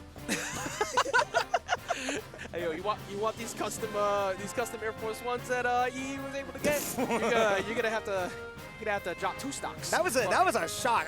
He walked back here after top 24 yesterday. I was like, what is Phil doing here? Those sneakers are fire, by the way. Go check out E's Twitter later and look at the custom Air Force Ones that they gave him. They are so good. But Lima giving a little bit of hope to Shadic there. I think Shadic was winning that round regardless. Shadic was playing very well and controlling the pace of the game as you need to. But for Lima, giving up those 2 stocks, that also gives a little bit more relief to Shadic because he didn't have to work as hard to get those stocks. Now your endurance starts to build up a little bit. Let's see if it matters. We have Smashville, so that's the shortest distance you got to work to get that edge guard, and we've seen each time Corrin might just fall at 30. All it takes is 1. Lima's been happy to go out there. And again, what I was going to say near the end of that Kalos game that's been so key for Lima is that every time, right, that Shadic is out here near the ledge or off stage, he is going to be DIing in towards the stage because he's afraid of losing that early stock. So Lima doesn't even have to re-DI on which twist, ABK, or anything. He knows where the Corrin's going to end up every time. Very important statement, too, because as we see it happen again there. For Bayonettas, they're getting maximum pressure off their strings or damage by reacting to your DI consistently. Don't do it again. Don't do it again. No, he's fine. Okay. But now, ledge trap win for Shadic, getting 59% and controlling the ledge. He went for a lot of late hit dares before. Now we're seeing Shadic put that respect out because he kept losing that trade. But you got to give respect to Shadic, too. This is why Smashville is such a double-edged sword, much like the one that Corrin holds for this matchup in particular for Bayo, because yes, you put the Corrin off stage, but if you're in disadvantage, if you're above the Corrin, she covers that platform better than almost any other character in the game. Yeah, there's so many options that and she can do it and escape. That's the scariest part. She can press you and then dip because of those movement options. But speaking of great movement options, that side B, that pin, catching one, trying to come in, and it's gonna seal the deal. Oh my! I respect it. I love it. I respect the attempt. It didn't work, but I kind of wish it did. Now, for Shadic, he literally would have had to connect the entire down air to even have a chance at taking that stock, because at the low percents, right, it's not a meteor, so the blast zone isn't going to go up on Lima, and Bayonetta has basically infinite recovery, so that only would have worked if Shadic got the full connection on the down air. Thankfully, nothing even mattered. Yeah, but what if, right? But what if? What if? In a different universe, that worked. But now Shadic getting caught by the ABK, it's out of range where you don't get knocked away far enough, so you can either cover the jump that back air or just close it out to back air, period. Yeah, it didn't even need the sweet spot back air either. Sour spot enough to do it here on Smashville, but the early heel slide gonna get covered here by Shadic, who once again, big ledge trap opportunity. Risky landing by Lima, but he hasn't been doing a lot of those aggressive landings. Yeah, that was actually one of the few times we've seen it. I think that's why Shadic wasn't ready for the grab there. Very aggro coming back on with the up air, but I get why, to stop Lima going back down there for a witch twist to force attack. You don't want to give him the free recovery, and especially if Lima's going to delay to wait for that up B, maybe if he's waiting for the jump, right? You hit him away, now you have a free avenue back to stage. And by the way, that back air fastfall is crazy from Shadic. Cheetor! Cheetor! That's within stopping the punish there for that forward smash, but for Lima, you take those every time. Shadic gonna take that free trip back to center stage, mixing up the landing with the pin. Lima, 2 forward airs, but DI down from Shadic. Very smart, knowing that that's your only chance to get away from the Bea. The ledge is interposing with where she wants to be, so he knows he's not gonna be able to get a big punish, but that time waiting for that pin kick, yeah, I thought we were about to be even. That move ain't the way it used to be. It used to be a win all neutral button and a free escape, but fully charged. Actually, fully charged. It's a force that trade off with the up B and instantly reacting with the up air. That was really good awareness from Shadic to get this to 1 stock apiece. I'm pretty sure Light and Spargo are the only 2 people in the world that have a better reaction time than Shadic. Like, I literally don't think there's anybody else that can outmatch him there. Oh, yeah, no. You did those 2 free. But the way that, the improvements we're consistently seeing out of Shadic. Oh, I like that. Didn't go for the pin to force an air dodge to try and get a free punish. Lima not biting, though, and Lima is only 1 combo away from getting this even. Shadic spacing around the burst movement so well, and he's looking like Wolf right now with that fair bear, and might be well on his way to getting that reverse 3-0. Lima took the first 2. Shadic responds in kind with 2 of his own. Can Lima quash the comeback, or is this kid going to make a legendary run at DreamHack? That was just funny for me, because like I just said how, yeah, okay, it's dangerous because Lima gets 1 string. Shadic said, shut up, stupid. Like, I just immediately killed him right after that. So Shadic, like you said, has been able to get that momentum. Lima has not been able to slow it down. Those 2 SDs were huge, but you had the lead still going into this next game. Shadic just came out on top again. Can he do it again? You know for a fact Shadic is out there somewhere popping up as we see the switch up to Battlefield here for game number 5. I really enjoyed this pick for Lima because he did die a couple of times early on Smashville, and landing against the Corrin was such a problem. It's not going to be too much better here on Battlefield in that aspect because, again, Corrin's platform coverage hangs with the best of them in this game. But now, Lima on battlefield with the deep edge guards. He is going to do a ton of damage, but Shadic saving that jump. I'm amazed he lived that. That's a slow applause for me, period. Most people would have freaked out by that point and just died. But Shadic holding on to all the defensive resources, made it back still. Lima still got to 92%, so this is still Lima's lead, but Shadic, you could feel the shift. Like, Shadic took a lot of damage here, but is still playing very well. Yeah, big forwarders into the up airs, and the fact that he ends it with the up air is so important rather than going for something like a back air, nair, anything. He wants to set up for a juggle like this so that the Bayo's on top of him, and because of just that one decision to end it with an up air rather than getting greedy for another forward air, he evens up the game. Simplicity is key. Go for your bread and butters, and go for the opportunity for someone to miss a whole tech. And Lima, who almost had an edge guard at 40, has lost the first stock. Where are C5 and Vin right now? Because, bro, he could have decked that, though. Bro, he could have decked. That's actually a really good impersonation. But I love those guys, and I'm loving Shadic right now. He's able to make it back every time. He has just not been getting edge guarded, and that tomahawk is beautiful. Yeah, very good awareness. Lima kind of falling apart at the seams, hoping to get something going, but these late hit nairs are connecting more. They weren't connecting in the previous games, and Lima can't find back airs anymore to find a kill. This is starting to look really good for Shadic. Ajax, you were talking about it at the start of this game 5, right? Lima needed to slow it down, and it was working out for him at the start of this game because it was being slowed down. He was letting Shadic swing first, but now that he's behind, he's trying to force the issue, and Shadic on the verge of getting that reverse 3-0 that looked so improbable at the start of this set, and Lima, oh my goodness, avoiding that downer. Like we said, we respect it. Hey, you're up 2 stocks, go for it, give it a shot. And Shadic has continuously proven here in this game number 5, but in previous sets as well, up against like Cosmos, he can make those reverse 3-0s happen. His composure is really good. Lima has to get the composure back, but now as Bayo, you can't really force the shield defensive options. Shadic can just keep throwing out aerials, and you have to respect him. And not only that, Shadic, again, like, look at how perfectly he's playing outside of the burst range of Bayonetta. That heel slide will go a little bit farther, last a little longer than that ABK, but he's just outside of the ABK range and gives himself time to react to the heel slide. Lima just hasn't been able to get any combo starters, and it's up to Shadic to just get one more solid hit. And here comes Lima with the edge guard. Does he actually get anything out of it? No, the ledge trap leads to nothing. Looking for a back air right there. Wait, here's the pin, but you got to respect the fact that he had the shield up. Shadic just looking to close this out. Pretty much any straight back air at ledge will take it at this point.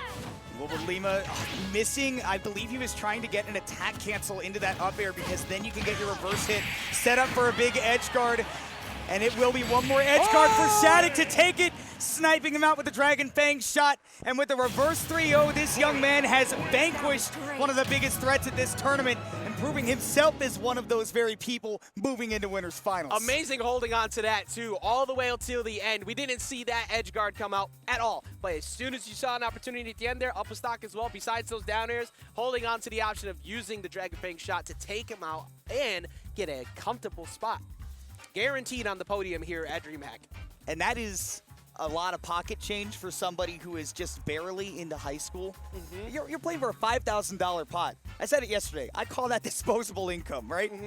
I would be paying my rent, right? 15-year-olds are out here, and they're going to have to start paying their parents' rent. Like now, they're gonna see that like, hey, look, you making money. All I'm saying is, you know, like this food. You know, it ain't so cheap. We got gas prices. We drove 8 hours from the Rio Grande Valley up here. Like, I'm literally just preaching about my own problems as a kid. Son, if you want to take that 1 hour long shower, you better go win DreamHack.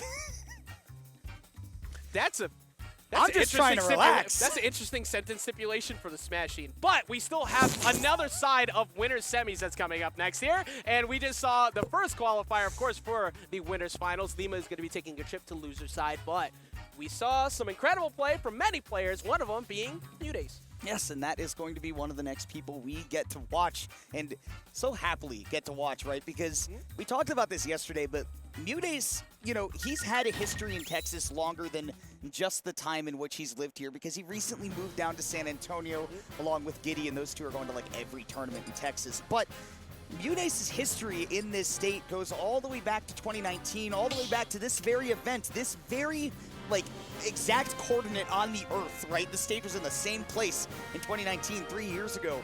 Where at DreamHack Dallas 2019, MuteAce won that tournament. That was his like big landmark win, one of the things that put him on the map as an up-and-coming top player. And we're going to be going to a quick break before we get to see if he will be able to continue that run. Don't go anywhere. Stay tuned to twitch.tv/DreamHack Fighters, and we will come back with more Smash Ultimate action.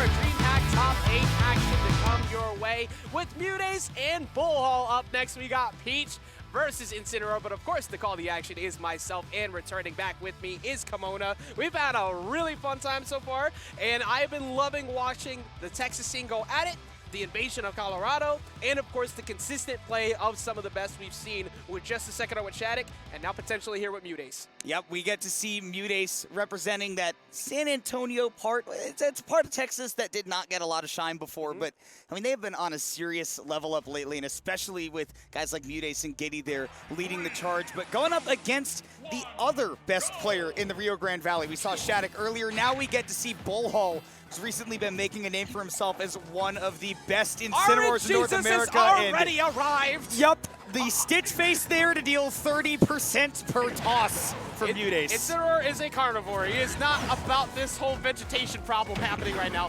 135. Wet food only. Yeah, oh, this is another one! Another one! RNGesus can't be blessing this much this early!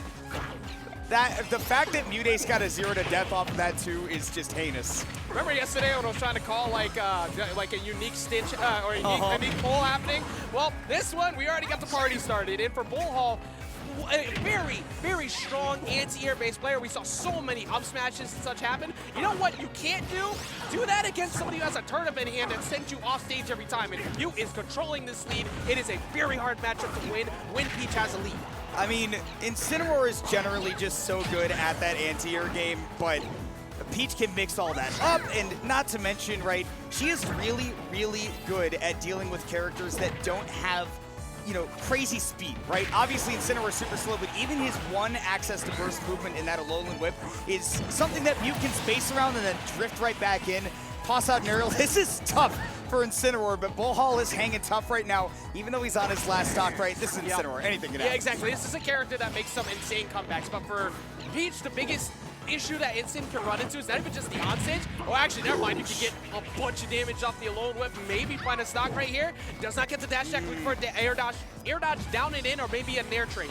I think he might have also been looking for a forward tilt. Very commonly, people will air dodge, and then they'll just fall right into the Cheeto fingers, the pizza time, whatever you want to call it. But at 132, MuteAce, I mean, you know, he's close to losing that stock, but he is not looking all too uncomfortable. He is definitely realizing right off the bat, right, this is where Bullhall can play in terms of ranges, and I'm just going to stay right outside of that. Yeah, play comfortably, don't overextend. You have a lead, no reason to go crazy because you just need to wait for Bullhall to make a mistake. But Bullhall has made very few in a while. We see 58% attached to that last stock, but it has taken quite a bit of time since I've seen MuteAce win neutral, and it might keep going. Well, and one of the reasons that it's tough for Peach in theory is that you love to use turnips to play at that mid-range and to give you those neutral wins, but you have to be very selective about when you toss them out, because revenging a turnip actually gives Incineroar a pretty hefty stack of revenge. Yeah, it's all about conditioning the Incineroar to want to do it too much, and then you get free grabs, which get rid of it right away, and then you get stage position. But Bullhall is playing really patient. He's not jumping a lot. He's playing the grounded game well. However, this is where things get bad. You're forced to recover high because you can't take a turnip. You can't go low. You do not want to deal with that pressure from Peach on stage, because if you get hit by the turnip, she will float right out there, hit you after the Alolan Whip is done, and close out the game.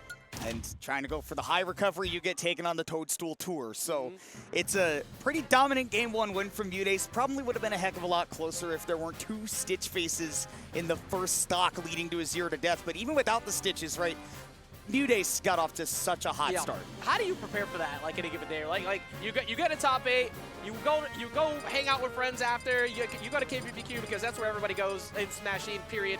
But like, I know this one that's not too far from here, so I'm sure that's accurate. But you go there, you talk to your friends, like, okay, I know, I get it. I know how to fight this Peach matchup. I know what I need to do. I watched it at 0.5 speed. I can beat this. And then 2 Stitch face happen. And then you're like, how do you rebound? This is not the matchup I prepared for. Right? Peach with Stitches and Peach without Stitches, that's a different story entirely. And you're not able to give her the Stitches that you're trying to, which is the ones that you would get in a hospital. Bullhall did not get a whole lot of openings, and as an Incineroar, you kind of have to be used to the fact that you don't really get to control the pace of the game, especially if you don't get to build up an early lead, and that's why it was so big for MuteAce to get that 0 to death right off the bat. I will say, I assume that it had something to do with Smashville and maybe a tri-flag. But I am very surprised to see that Town and City is left open here. I figured that you want MuteAce to try and force you to go to a wide range stage. The only thing that could work for Mute for sure is that when those platforms are gone, it's FD, so you get that in your favor. But Incineroar kills you sub 100 all the time here. And that's going to be the key for Mute, right, is playing that center stage game. As an Incineroar player in this matchup, it's very tempting to go here because you can kill Peach so early, but she can command this space so much better than you can, even on the platforms, right, where normally Incineroar is so good at covering. Her float gives her such crazy versatility in a way that Incineroar just can't match unless he commits to something. Yep, and Bullhall yesterday got a lot off of down tilt, particularly down tilt fair at the ledge. He's not winning those ledge traps right now. That is massive because for Mute, that's the majority of his win condition. Oh, Fourth throw for stage decision, and even here on Town, that's going to take the stock. At 150% rage, I mean, you're very near max at that point. And fourth throw, they made that a bona fide kill throw with Peach only being a mid-weight. Yeah, you'll die. And went for that side B too early. Not sure it would have mattered anyways with the bad DI. I think that sucks for every possible scenario for Bullhall there because if you have to try and air dodge hopefully to cancel momentum, but then you have to go low. Now you're taking a turn. So I think he was hoping that momentum cancel would stop early enough to get the Alone Whip, and it did not. And fun fact, by the way, everybody knows that Alone Whip will sort of start backwards and send you into the blast zone. Up B does that too. I found that out the other day in a very unfortunate way. And Bullhall knew that there weren't really any options to get back, but once you're on stage, right, that's your time to fight. If you can stick around that center platform, you can be chilling, but MuteAce playing with fire right now. Yeah, MuteAce has gotten a very solid control of the game after that. 55% on the side of Mute, but 117 on the side of Bullhall. That's one straight aerial away. Great conditioning to force him to get up and hold shield. And for Mute, it's just keep resetting it. There's no fear here for Bullhall, like getting off ledge. You still have full control.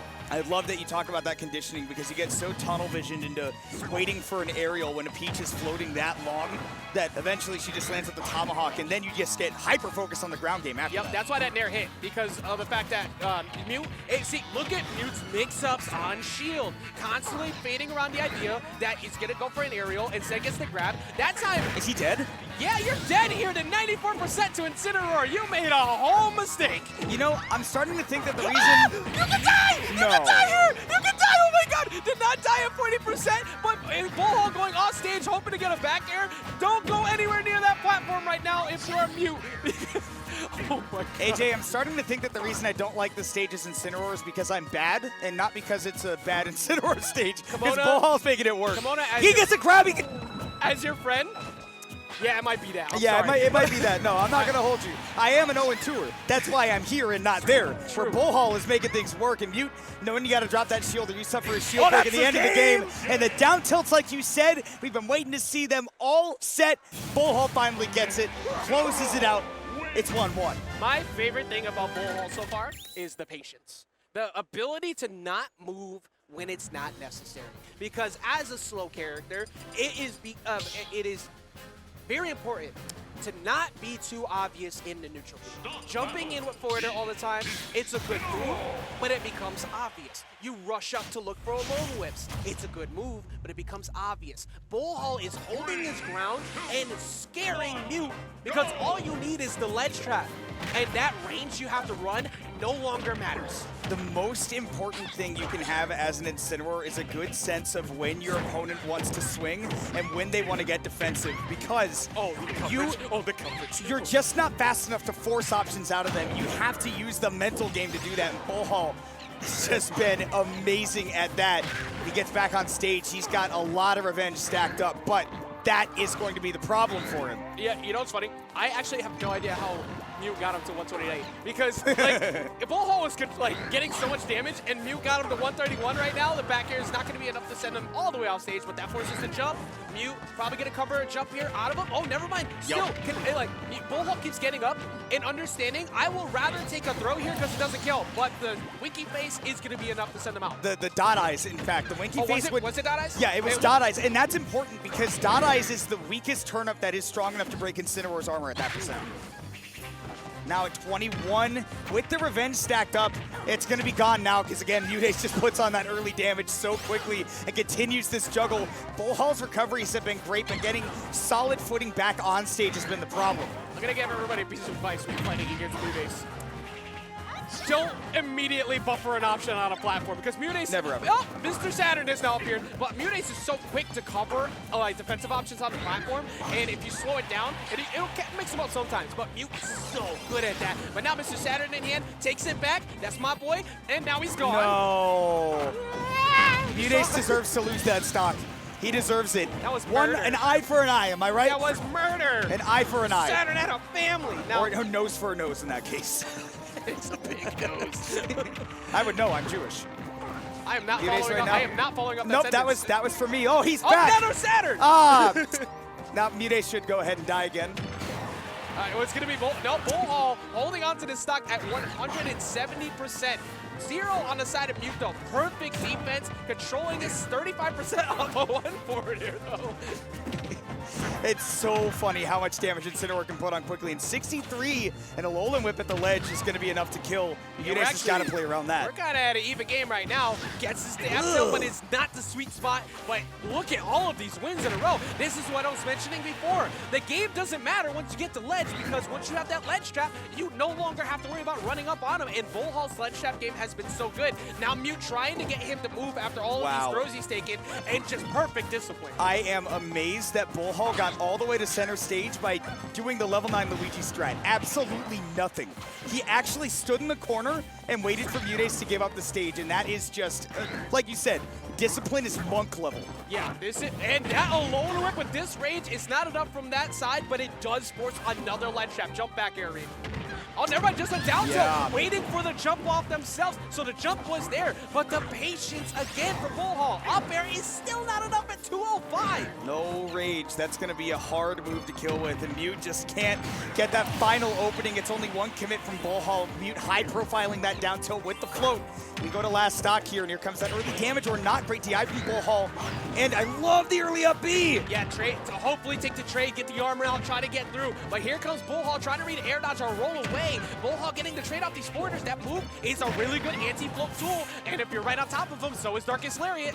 And I love that he has been using the Darkest Lariat sparingly and only in situations where he knows that there's a threat of a cross-up from MuteAce, but that he won't be able to be hit back for it. Oh, he got the reversal hit of the Nair. He got the back hit. Revenge hit the forward air. Oh, he missed the forward air. That would have been the game. He just didn't have enough time, and it's because MuteAce was DIing up, trying to get back to the stage. He was high enough that you couldn't immediately forward air, and even with the bounce off the stage, the knockback from the Toad counter is enough. Mute saw the counter on the recovery, and he was like, oh, that's a good idea. Yeah, he saw him. Mute went through it, too, and got that reversal. But yeah, I think that might have popped into Mute's head at the last second. He's like, wait, hold up, revenge off stage?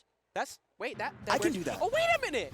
I have that I too. have a counter too. Anything you could do, I could do better. Mute will literally also only save that counter for points where it kills. Yeah. Which is like, I feel like at a top level, the correct way to use That counters. matters a lot, because when you go for off-stage counter, you know what happens when you whip? You just gave up stage position, because they're guaranteed to get back on before you, unless they freaked out and did an air dodge or something like that. So the fact that you only does that when it's guaranteed will make you think all those low recoveries that you had, all those great routes that you had around the turnip are free until it's not, and now Mute moves up 2-1 in the lead here.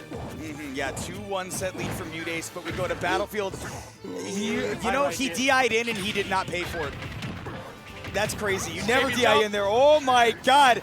Bullhall, he is gonna live, and in fact, MuteAce forced to do this early parasol. This is early damage from both of these. Yeah, and much like Shadic earlier, and I know that you were saying that Bullhall being second to Shadic in his region, holds on the jumps so well. So well. Bullhall has amazing defensive control. MuteAce is going to adjust to it at some point, because that's just how good Mute is. Ugh. But Mute, now stays position again, forces to jump early, then tries to cover the neutral get up. Actually had the dare, but it missed out. That was pretty surprising to me. Yeah, MuteAce hasn't really been able to pick up on these recoveries, partially, like you said, the discipline from Bullhall to keep the resources, calling out the jump with the Alolan Whip, and that'll do it with all that rage. Peach is a mid-weight, but at the corner of the stage, she'd be gone, and so too is the first stock from Bullhall. Yeah, imagine winning enough to get to 146 and then dying at 68. Luckily for Mute, answered right back. I like great drift away there, knowing that was so good. a lot of Incins will just try to combo that revenge right into the Alolan Whip afterwards, that side beat, but Mute knew that, right? Drifted away, only took a small hit for it, and he is doing some custom combos here on Battlefield. Props to Mute for not falling for a lot of these mix-ups. Now you have a free opportunity here to get a ledge trap. You need to get another Stitch! Another RNG's base pull. Let's count them down, shall we, chat? We had 2 at the start of the game. We had 2 Saturns earlier. And the dot eyes that was clutch as well. And now another Stitch, which means Mute is guaranteed to pull one more thing this set. You know what? I like the call out, especially it's bold, given the fact that Bullhall is at 70%, and Mute doesn't necessarily need turnips to make up stage control and to get his true combos. Yeah, it's just the way things are rolling down at this point. Forward air, gotta go for the turnip, forces the high recovery because the turnip control did not lose invincibility quick enough at ledge, because that normally will pop you off for waiting there too long. Ooh, but great aggressive landing forwarder. We haven't seen a lot of those aggressive landings from Bullhall. The Mute chasing him right back into center stage. He hasn't been able to maintain these ledge traps. He's gonna go for the back throw to get that big stage position. Yeah, now the winning condition for Bullhall has been these amazing ledge traps, and forces a panic air dodge because of how good they have been so far. This gives Bullhall a chance to get back in. Ooh, and he wasn't confident in the run-up grab. He thought he needed to wait for a quick defensive option from MuteAce, but there just wasn't one, because Mute knows that it's worth it this percent, right? You can take a grab. And now just waiting for that approach in, Bullhall on his last legs. I think that's a dot eyes. We'll never find out now. And it was a little late and a little bit too late to try and pull off the revenge. That's the defensive tactic at the end. MuteAce taking it 3-1.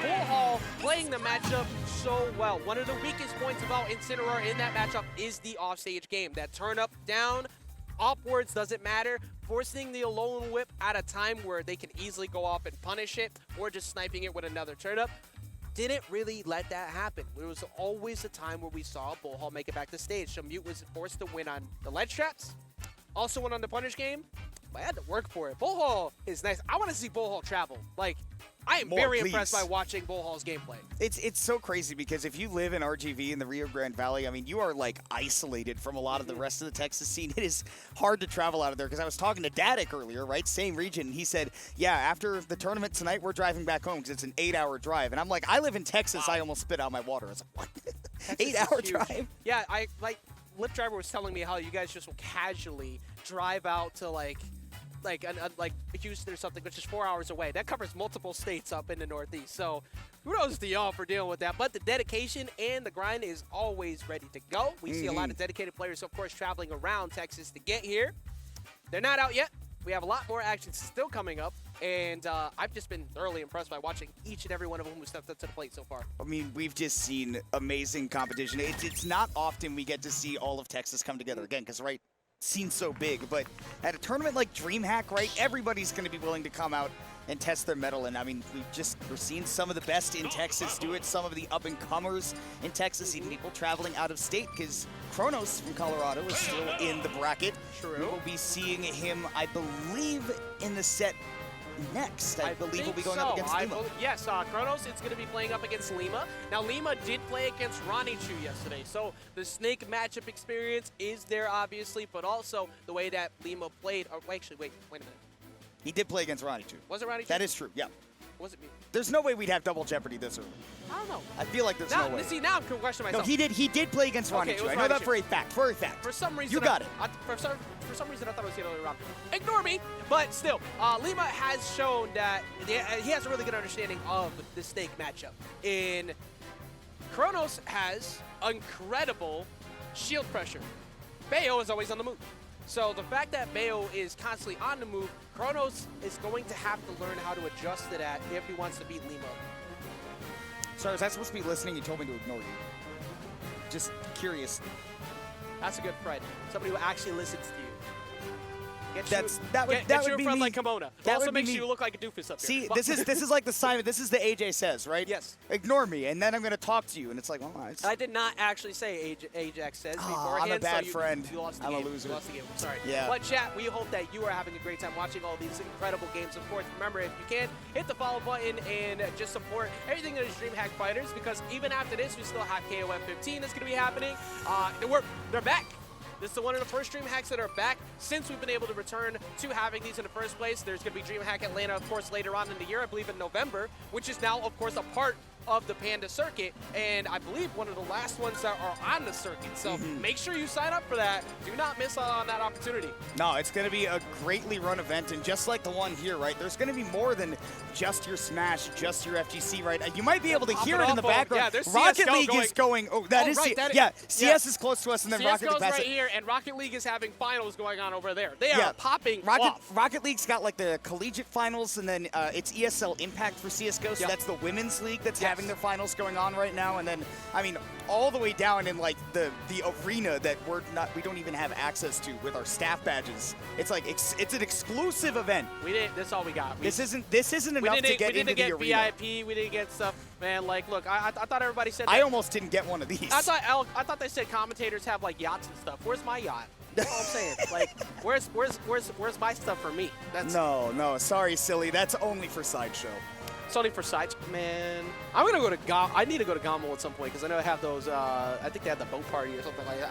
I heard something about that. Like that I'm planning on going this year if I get my passport renewed. Yeah, I can't go this year because I have something else I have to do. But still, more events. Lots of good times, lots of great games. Of course, we were talking about it. And for anybody who's confused, we're just waiting for Lima to come back over to the stage. From the bathroom. I wasn't gonna say it. I am. Yeah, Lima had to go. You know, a little break, a little tinkle, a little go potty, all that good stuff. Yeah, no, I have no doubt. Production told us he definitely knew he was up next, by the way, and I was like, yeah, I know he knew he was up next. That's just what Lima's gonna do. He doesn't care. Well, and now we're literally getting mixed. It's like trying to guard Jason Kidd as he drives to the basket. Lima and Chronos. Game 1 in losers quarters here. Loser will get 5th. The winner will move on to losers semifinals. And like we talked about before, Lima did win in this very matchup against another good Snake in Ronnie Chu yesterday. But Chronos has been on another level. And like we also have said, this is a difficult matchup. Yeah, Chronos has that confidence too. Like right as the match started, once again looked at the camera and gave it a wink.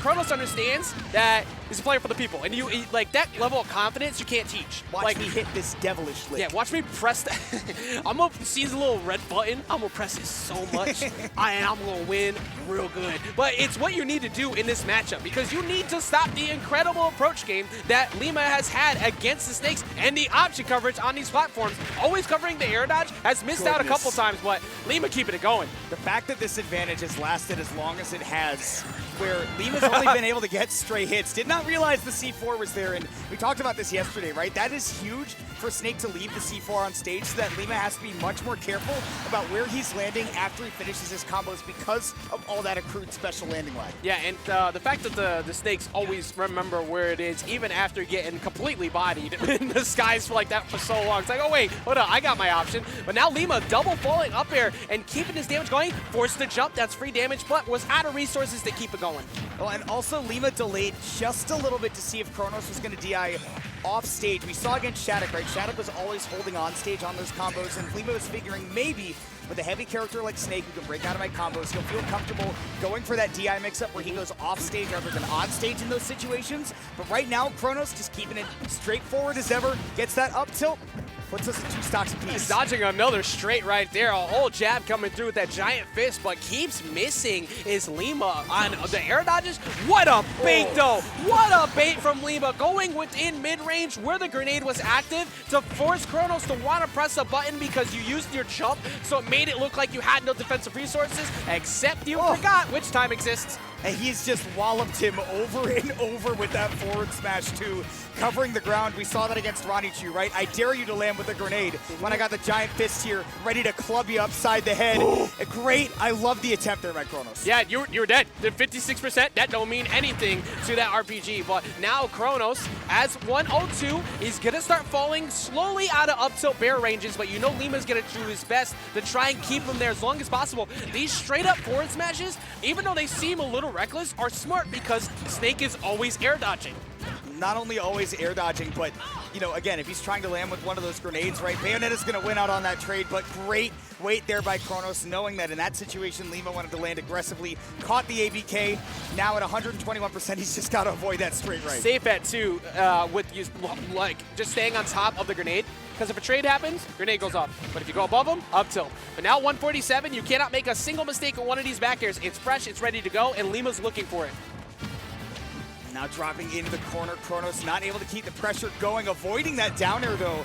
Definitely would have closed out the game for Lima. Tech chase from Chronos. Good reaction from Chronos right there, covering the options at the ledge. Did not get in quick enough to cover the ABK that time, so Lima's going to get back on. Lima is, okay, going for a down throw because of being on top of the grenade most likely, but you're getting close enough where that forward throw is going to take it out, or just a straight hit at this point, 196.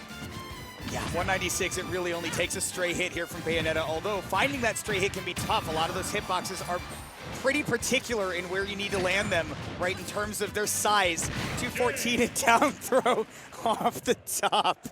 A splendidly hilarious way to end. I'm not going to lie, one. that's definitely the first time I've seen down throw kill off of Bayo in this game. I'm not going to lie, it is not the first time I've seen that, because early in the game when people didn't know how to combo into kills, that was one of your "I'll kill you eventually." Yeah, well, y'all in Texas pretty much only had, you were the only ones who had the Bayos outside of the Wi-Fi world. We had Lima and Shadow PR, yeah. Yep, yeah, that's it. So it's still a kill option now though. That Chronos, you saw him nodding his head at the end, like, okay, you're right, I got mixed. I wasn't ready for that, didn't expect that to happen. So you can be thinking about that. But now that top platform is gone here with Small Battlefield. And now we're going to have to see if he can overcome what Lima has been doing in this first game, which is just amazing damage output paired with spacing, right? Avoiding a lot of trades that normally it's very hard to do as Bayonetta in this matchup, and he has not been getting caught by that once again. Get duffed. Yeah, that just covers that air dodge down and in because they don't want to. You don't want to cipher too much shit, but if they do cipher, well, they're too far away from you to punish you now. I can't believe Lima kept that combo going as long as he did. Like, he used all of his resources and then, importantly, goes to the ledge instead of landing on stage because the more specials you use as Bayonetta, the more landing lag you have. But if you go to the ledge, that's all negated. That's why Lima's still so successful with Bayo. The reward on hit is just immaculate. As we see him go all the way up to the skies, doing everything possible. That man was moving at like 1 mile an hour, and you couldn't hit him up there? It's harder when you're, in a fighter jet like Lima is with Bayonetta to track down the slow targets. You go past it and you're, oh, oops. Back air, though, setting the snake off stage. And you also have to be able to break the cipher. Normally, Bayonetta doesn't have to worry about that kind of thing, right? You get tapped up in the blast zone, you die. And Chronos going to send him up there first, reading that roll with the up tilt. He's been doing that all weekend. That was a spot dodge. Yeah, still in the spot dodge, but luckily for Lima, still within range to get the up tilt bear. We were playing Snake's minigame at that point, was able to trade with you longer and kill you first, but Lima didn't let it get bad after that, because usually you take so many grenades before you finally take it on that first stock. Wow, and actually getting aggressive, trying to see the landing right there, even though Chronos had the free grenade pull, but Lima's still working with the percentage advantage. And TI in towards the stage from Chronos, very smart there. And mixing up the recoveries again, not getting caught by these forward smashes at ledge, because it's still a plausible option. And got sent up from his grenade, always having an emergency escape option to get away from these. Emergency exit, looking like a Galisapod. Ejectocito, cuz. Oh god, oh geez, oh god, oh man. Forward tilt though, gonna get the Bayo off stage. First time we've seen this Nikita come out, try to snipe out these recoveries, and Lima just dancing away. I have no idea what Chronos was looking for before, but we do know what he was looking for there. And Lima just said, okay, I have infinite amounts of time to hold the in button. What if I just don't? What if I can get around this and down smash in a creative way? And I oop, yeah, that is a Lima. Not rolling in that time. Chronos has been looking for a lot of roll-ins this time, whereas the previous game we were talking about how he was looking for roll-outs almost every single time. This time it's the roll-in, and he got the one, roll-out coverage. The down smash he had on that one tech chase kind of covered everything except for get-up attack. Lima down throw, but the grenade will interrupt it. Up air is not a kill move off the top anymore either. So he'll settle for the back air, cross stage. 69%. Chronos has got a nice lead working, but can he turn it into a game 2 win? I felt the very smallest glimmer of feeling bad for Bayonetta when I didn't see that up air kill, and then I remembered everything that happened in previous years, so never mind. But we're seeing great advantage control. Because that was in the way, Lima couldn't go for the dodge read with the forward smash, which we've seen every time in that spot. Jumping right into the grenade, that's exactly what Chronos wanted, right? If you avoid that, you go right behind him into the grenade he's got in his hands. If not, it's a free up here for me, but Lima, the 1-2 into the big punch. He is playing Floyd Merriweather right now with a 2-0 lead. All that came from the fact that Chronos went for a big play over underneath the platform on the right. He tried to go for a forward smash read. Probably on an air dodge down in maybe because you just hit the up air, so you're assuming they're scared. But it's Snake, so you don't really want to air dodge on top of him because of that up tilt. But as soon as that whip happened, Lima covered it immediately and was able to push him right over to the platform to seal the deal. That was really good maximum reward on hit. And I wonder if Chronos is just unwilling to use his jump there or if it had already been used, because in that situation, I feel like at those percents, right, fair and forward smash can kill you, but if you jump and you get that taken, even with a good read from Lima, you can use the Cypher to break away from him later. Yeah, you'll take some extra damage, but you won't die. This is the exact situation where if you don't jump, if you don't try to Cypher away, yeah, Lima could come right after you and do big damage. Yeah, Lima's advantage state control, we've said it time and like pretty much from the beginning till this point, has been so good. That's why Lima's been doing so well in these matchups, continuing to keep it. Good tech at least from Chronos, but this has been a whole mini game of trying to touch the stage. You do not get to play the game, and he's going to do the C4 recovery, and it ends up killing himself.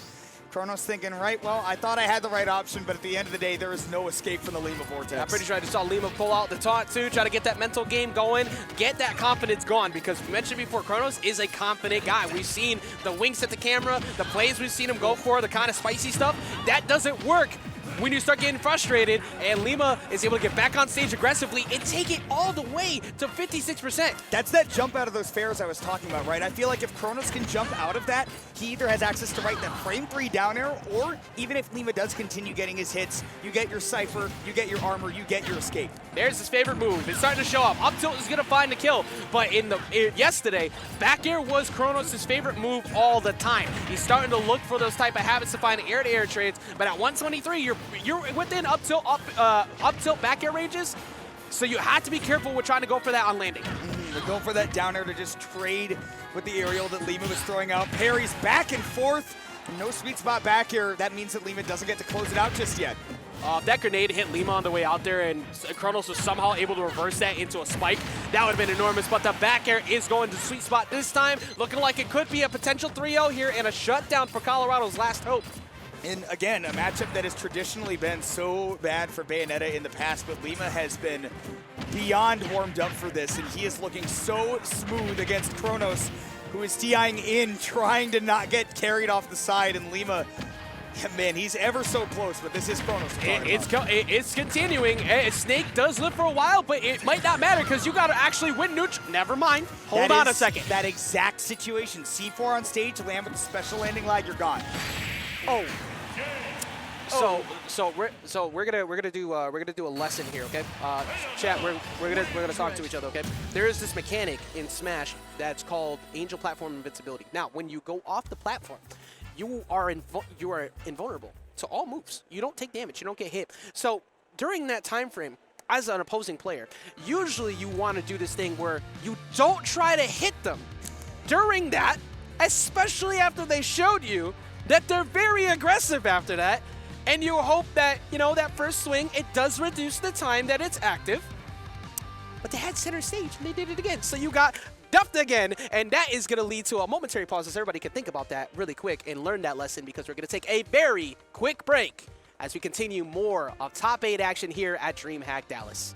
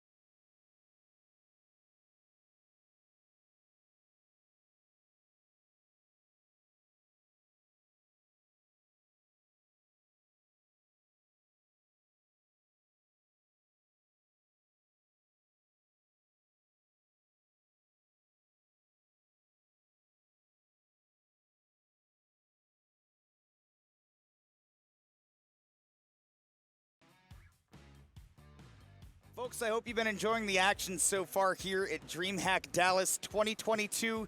We're here on the FGC stream in the midst of Smash Ultimate Top 8. We've already seen some of the best players in the bracket throw down, and we've seen some of them move on in the winner's bracket. We've seen some of them drop down into loser's bracket. One of them we're about to see coming up next in Bullhall, taking on the up-and-coming rising star of Dallas in Jonhy. To break down that and all of the action that's coming up here on the stream, I am Kimona, and I am, of course, as I have been this weekend, joined by AJ, Ajax, the legend, Mr. New England. I'm the guy. I'm the guy who talks good on the microphone. But I get to have fun, of course, right here with Kimona. They've been incredible all weekend. We get to watch more incredible gameplay, of course, from, like you were saying, Jonhy with that spectacular explosive play we've seen from Jonhy quite a bit throughout the weekend. But Bullhall's defense has been so good. This Incineroar has been able to destroy a lot of people's options that they think would normally work against this character with the speed. We saw him make a very strong case for trying to make winners finals, but MuteAce was able to shut it down. But the proper choice here amongst the sorties, because Incineroar actually does not do that bad against most of the sorties. Sephiroth, however, if played properly with enough patience, can keep them out. It's going to be on Bullhall to force those ledge traps, much like what we saw with the Peach, to take the game. The big problem here for Jonhy is, of course, that he is not used to playing that super patient game, and he is prone to giving his opponents opportunities for whiff punishes. And if Sephiroth whiffs, those opportunities are going to be there. He can get stuck with a lot of ending lag with this poking game, right? And Incineroar is tall enough to get hit by that poking forward air. That's going to be big for Jonhy. Yeah, and Bullhall actually waited no time at all. Like, ran right in. I am really liking this kind of rush playstyle we're seeing out of him so far, but mashing the side B, trying to get through that the initial hit of the Shadow Flare, forced him to do it again, got sent off stage, and now at 95%, he's not going to die just yet, but he's going to be free ledge traps and edge guards for Jonhy every straight back air. Ooh, that would have killed. Trying to read an air dodge in, but Jonhy knew he didn't have to give that to him because that one wing form proc gave him an extra jump. And with that extra knockback and damage, he is going to get that early stock from Bullhall. It's this particular set right now that he has to deal with that becomes the problem with this matchup. The extra jump on Sephiroth to be able to chase into speed makes it difficult for him. Oh my god, you are a fiend! But he is still dead because he gets pulled into the blast all the way out there. He used his jump. Here's that clip-style gameplay we're so used to seeing out of Jonhy. Did Jonhy grow up on a farm? Because the kid is dirty. He has got a full stock lead against Bullhall, who has just been shut down by this poking game. Jonhy just barely not able to close out that ledge guard. He sure left the door open because he's finding all the openings right now, and there's nothing that Bullhall's been able to do to stop it. And this building is coming down. Bullhall finds an alone whip, finally gets stage position, but can he win the ledge trap? It's been a little while. There's one. Can he keep it going? Down tilts at the ledge are going to be so important for him. Does catch that commit to center stage, but that Alolan Whip so committal. Jonny's been playing outside of its range, and he is just always able to fire back. And with a little poke of the sword, Bullhall is hanging on his last legs. And that forces the early up B. Jonhy not going out there again, even though he's up in stock. You have to watch out now for these F-tilts at ledge. He can even try to challenge you with an Octoslash read, but the Alolan Whip coming back on aggressively does get him back on stage. Little stick onto the ledge there from Jonny with the forward air, gets himself back on again. That extra jump, like you said, so important against Incineroar. And that back row is going to do it, so we go to last stock. All right, Incineroar territory time. Incin is one of the scariest characters at last stock because of what he can do, except for when that happens. So Jonny making sure that that situation never happens because he met him off stage every time on each stock, and that one is going to seal the deal, not letting him make the comeback. I'm actually almost amazed that Jonny got aggressive off stage there in a situation where if he whiffs that forward air, Bullhall can easily find a reversal on a character as light as Sephiroth, where, I mean, you know, you get the Alolan Whip, you get the bonk hitbox, and then you can turn it around with a down air or something, but he kept it clean. Jonny does land that forward air, does land the game 1 win. And as we go into game 2, we will see what Bullhall has in store to turn things around. Yeah, Bullhall looking for the music counterpick, trying to get amped up. Tekken! Tekken, please. Tekken. Oh, Jonny's picking. Never mind. Oh, never mind. It was Jonny. That's Jonny, yeah. right, he won. And you let You him don't pick get the your music? music counter You pick. gonna let him counter pick the music on you after they win? I actually beat somebody because they had their headphones plugged in and I didn't. I music counterpicked the Super Mario Bros. Ground theme. And then I did win that game. It's important. You don't let your opponent get that advantage. Hey, it gets you amped up. Now, this is a very similar start to the last game. Bullhall went in very quickly, got a lot of damage, much like so, but wasn't able to win after that. He got damage on, but he wasn't able to keep it going. He has to make sure that doesn't happen this time. And the fact that he is still using his shield in a situation where Jonhy's gotten it so low is so brave, but so smart, knowing that Jonhy's not going to try to contest him too much with that when revenge is an option. Yeah, Jonhy doing a very smart side switch there by using the bounce off the neutral beat to switch back dead. to maybe come back with a forward air. But like you said, very light Sephiroth. He's going to die center stage. Honestly, Jonhy's not using that Shadow Flare enough. You talked about it earlier, but that move interrupts a Alolan Whip. It does actually stop it. The armor doesn't go through it, and you will get stunned out of it. And if Jonhy uses that more, Bullhall can get up close, and with a gift from Jonhy, Bullhall looks like it's Christmas morning for him. That's what we call like I don't know, just that's the makeup for that crazy play that he went for before. It's like, okay, you were only able to make the deal with the devil once. You're not able to do it again. Now you know it's equivalent exchange. The devil comes for his dues all the time, and now Jonhy's got to make a comeback where he's going to have to play a decent amount of the game without the one wing once it comes into effect. Like, he's going to take the stock. It's going to stick around, I do believe, but at some point, that's going to go away. That was really good, too, going off the tech to the immediate up air to reverse the ledge trap was so smart. Oh, Revenge looking for the jump up early with the forward air, not going to connect, but Darkest Lyria adding on straight to 99%. This is where Bullhall has been winning, and it just keeps it going off stage with the Alolan Whip, too, to make sure that he didn't get hit by anything on his way out. I love that counterplay right there. The recognition from Bullhall, great. Jonhy reacting to that ledge trump, holding out so that back air would not be able to find purchase, and the amazing early empty from Bullhall to armor through in the neutral air means that he's only got one more hit to go. Wow, Jonhy has been reacting to those really quick. Forward air will definitely take it at that point. But I really like what I saw out of Bullhall mixing up the ledge traps, because what was Jonhy doing the first few times, right? Using Octaslash fully charged to try and back you off, get rid of the ledge trap, force you to hold shield. What did Bullhall do on that last stock prior to finding that forward air? Jumped on the platform after standing at ledge trap coverage range, like right around when neutral get up, hopped on the platform, forced the Octaslash, tried to find a down air. Didn't connect, but Bullhall is already adjusting. And that's what got him game 2. It could start to go really downhill really fast for Jonhy after what I was just seeing for Bullhall.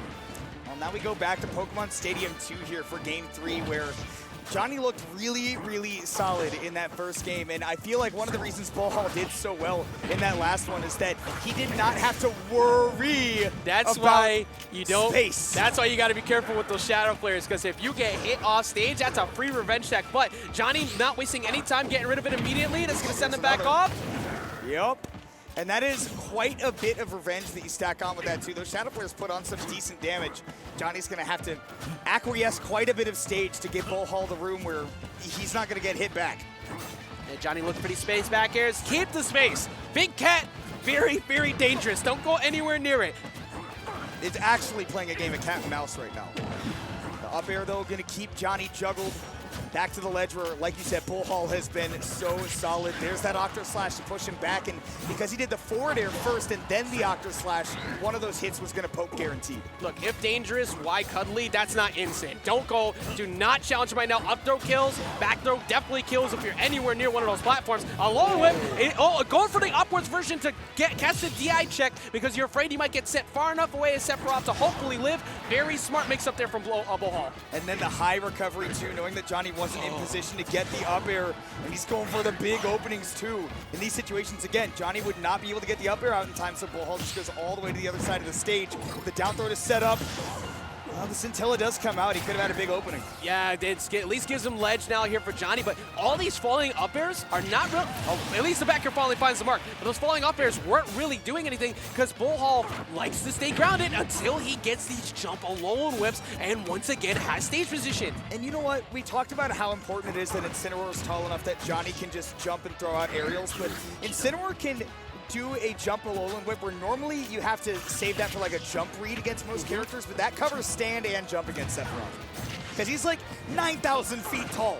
Now Jonhy, actually not going to get grabbed by the Alolan Whip, but why not another one? You know what? I'm an Incineroar degen, and I would have done that too. Yeah, I definitely, like, you always have to potentially be concerned as the Sephiroth that you might die in that spot right there. But rising up with these forwards, you have the jump mix-ups now, but catching him on the jump, he keeps fading away in that same spot with those space back airs, and Bullhall met him. And what made that dash attack so good was that it was preempted by the Foxtrot, right? He dashes, dashes, always in the initial dash, so that he can make sure that when he's in a spot where he tosses out that dash attack, he gets the sweet spot and he gets the stock. 100%. Very smart on that, and also just making sure that you could react instantly to pretty much anything. These turnarounds are always on point for Bullhall too, but Jonhy has gotten a lot of neutral wins now, has the edge guard, but it needs to find the closeout here with the counter, and there you go. Only 61%. You can still very much do it and get yourself that game 3.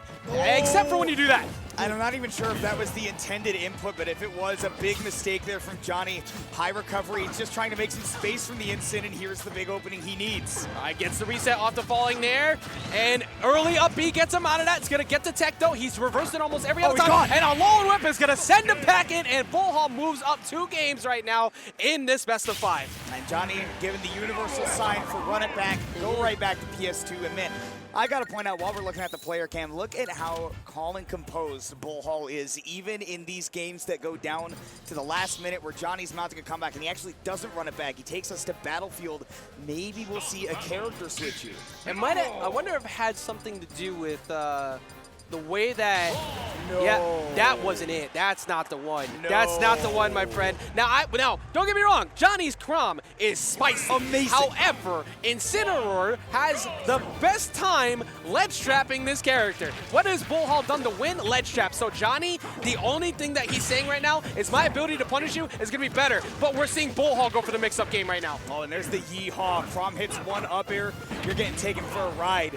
But Bullhall, he's got the Marvel 2 theme playing in his head right now. He's also taking Jonny for a ride. I love the way they're boxing around right now. Unfortunately, was not close enough to get the jab forward smash to steal that early KO.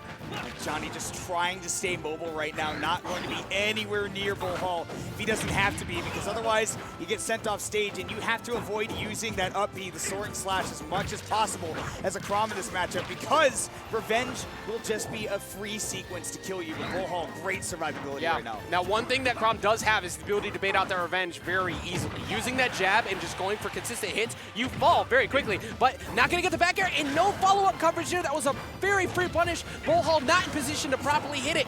The only reason he didn't is because Jonny did a great job of mixing up his air drift in that situation. And the up B! Not enough, a little bit too far away, but now you're forced to take the air dodge in, tries to cover him, but actually doesn't react at all to that, committed to a jump already, and that's going to give Jonny the first stock. And up tilt is going to anti-air him on that landing. Again, you talk about it, that invincibility is so good, and even that is going to kill.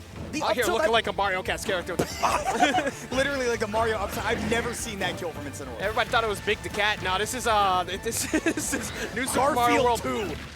Oh, I like the combo starter there up there to get something going. And he makes a mistake on the positioning. Tried to get him on the spot where there's no hitbox on the up B, but already answering right back. But that was huge for Jonny.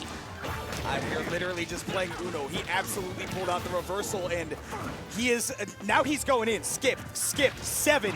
The percentages are rising. Jonny is just seeing numbers right now as they climb on Bullhall's end. Yeah, and for Jonny, this, just missed out on the dare into up smash, but he's not, that wouldn't have killed regardless. But now Jonny up a full stock. Not with that Alolan Whip in revenge. That was 55% straight to 119. Sounded like Waddy. Sent him straight. We appreciate Waddy out here. Oh, wait a minute. You could die here. Oh! I didn't say who. I didn't say who. And you tried to get the edge guard and send him straight to hell. Jonny, you know what? He's absolutely ringing Bullhall's bell right now. Yep. If you want to put it in that way. Got the 2 games that he needs to put himself on to point. But Bullhall, he's playing Incineroar into Chrom, and like you said, Jonny's been doing such a good job of getting those punishes on stage, and now when he doesn't have Battlefield available to him, he wants to switch it over to the Roy. Well, ring, ring, ring, it's time to wake up, especially at the ledge, and we're going to switch to the Roy, part of that being here on town, 2, Actually, you know what? I'm not even gonna go into analysis mode here. Both of them are going to die very early. I think we will very likely see both of these players lose a stock at 60 or lower. Yeah, this is now a speedrun category. And how many times have we seen Jonhy DI in on that and just get hit by Dare? Like, Bullhall is reading all of these spot dodges and these down throws into Dares and getting maximum reward. Oh, waiting for the revenge.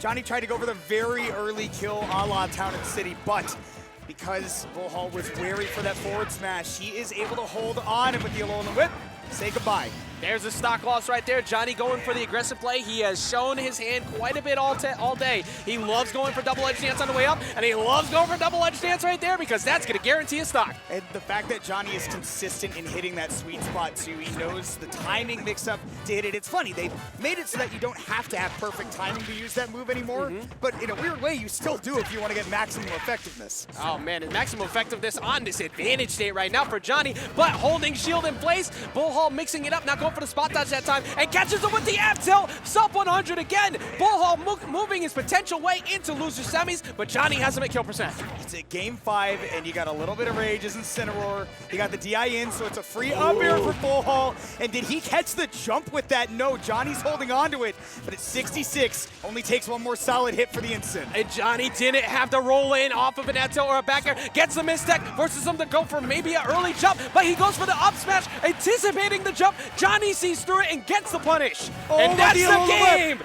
Oh my God, Bullhall clutching it out. He'll carry the day against Jonhy, who for a second, we had a glimpse into what could have been a comeback, but then like you said, you come off the Angel platform, you're invincible, and you have plenty of options. Little difference this time, right? So, and the last one we talked about how with Lima, forward smashes were coming. Lima was swinging.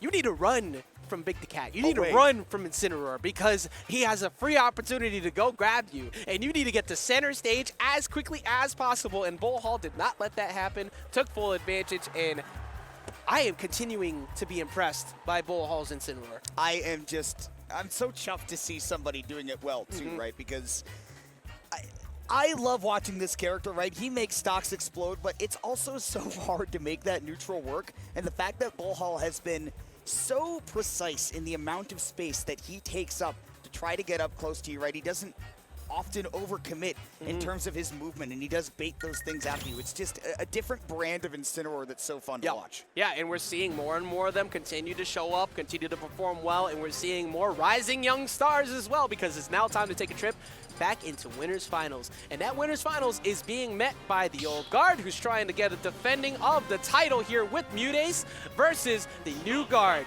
the new all-stars on the rise.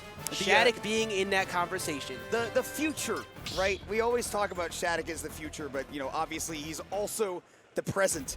I mean, he is There's Shadic. Look at him. Oh, Shadic in the back. Look at him right there. Proud dad over there, ready to support. But MuteAce is not one to try and allow a storyline for a new all-star. It's like, yeah, that's cute. You'll have your time later. Right now, I got money to win, and I got a title to hold. And MuteAce out here ready to put in that work. I think we saw earlier with the Bayo, very similar thing with controlling the offstage game. Peach has a similar time with that. Difference is, though, Peach doesn't like sorties and option coverage that prevent flow. Corrin has quite a bit of that.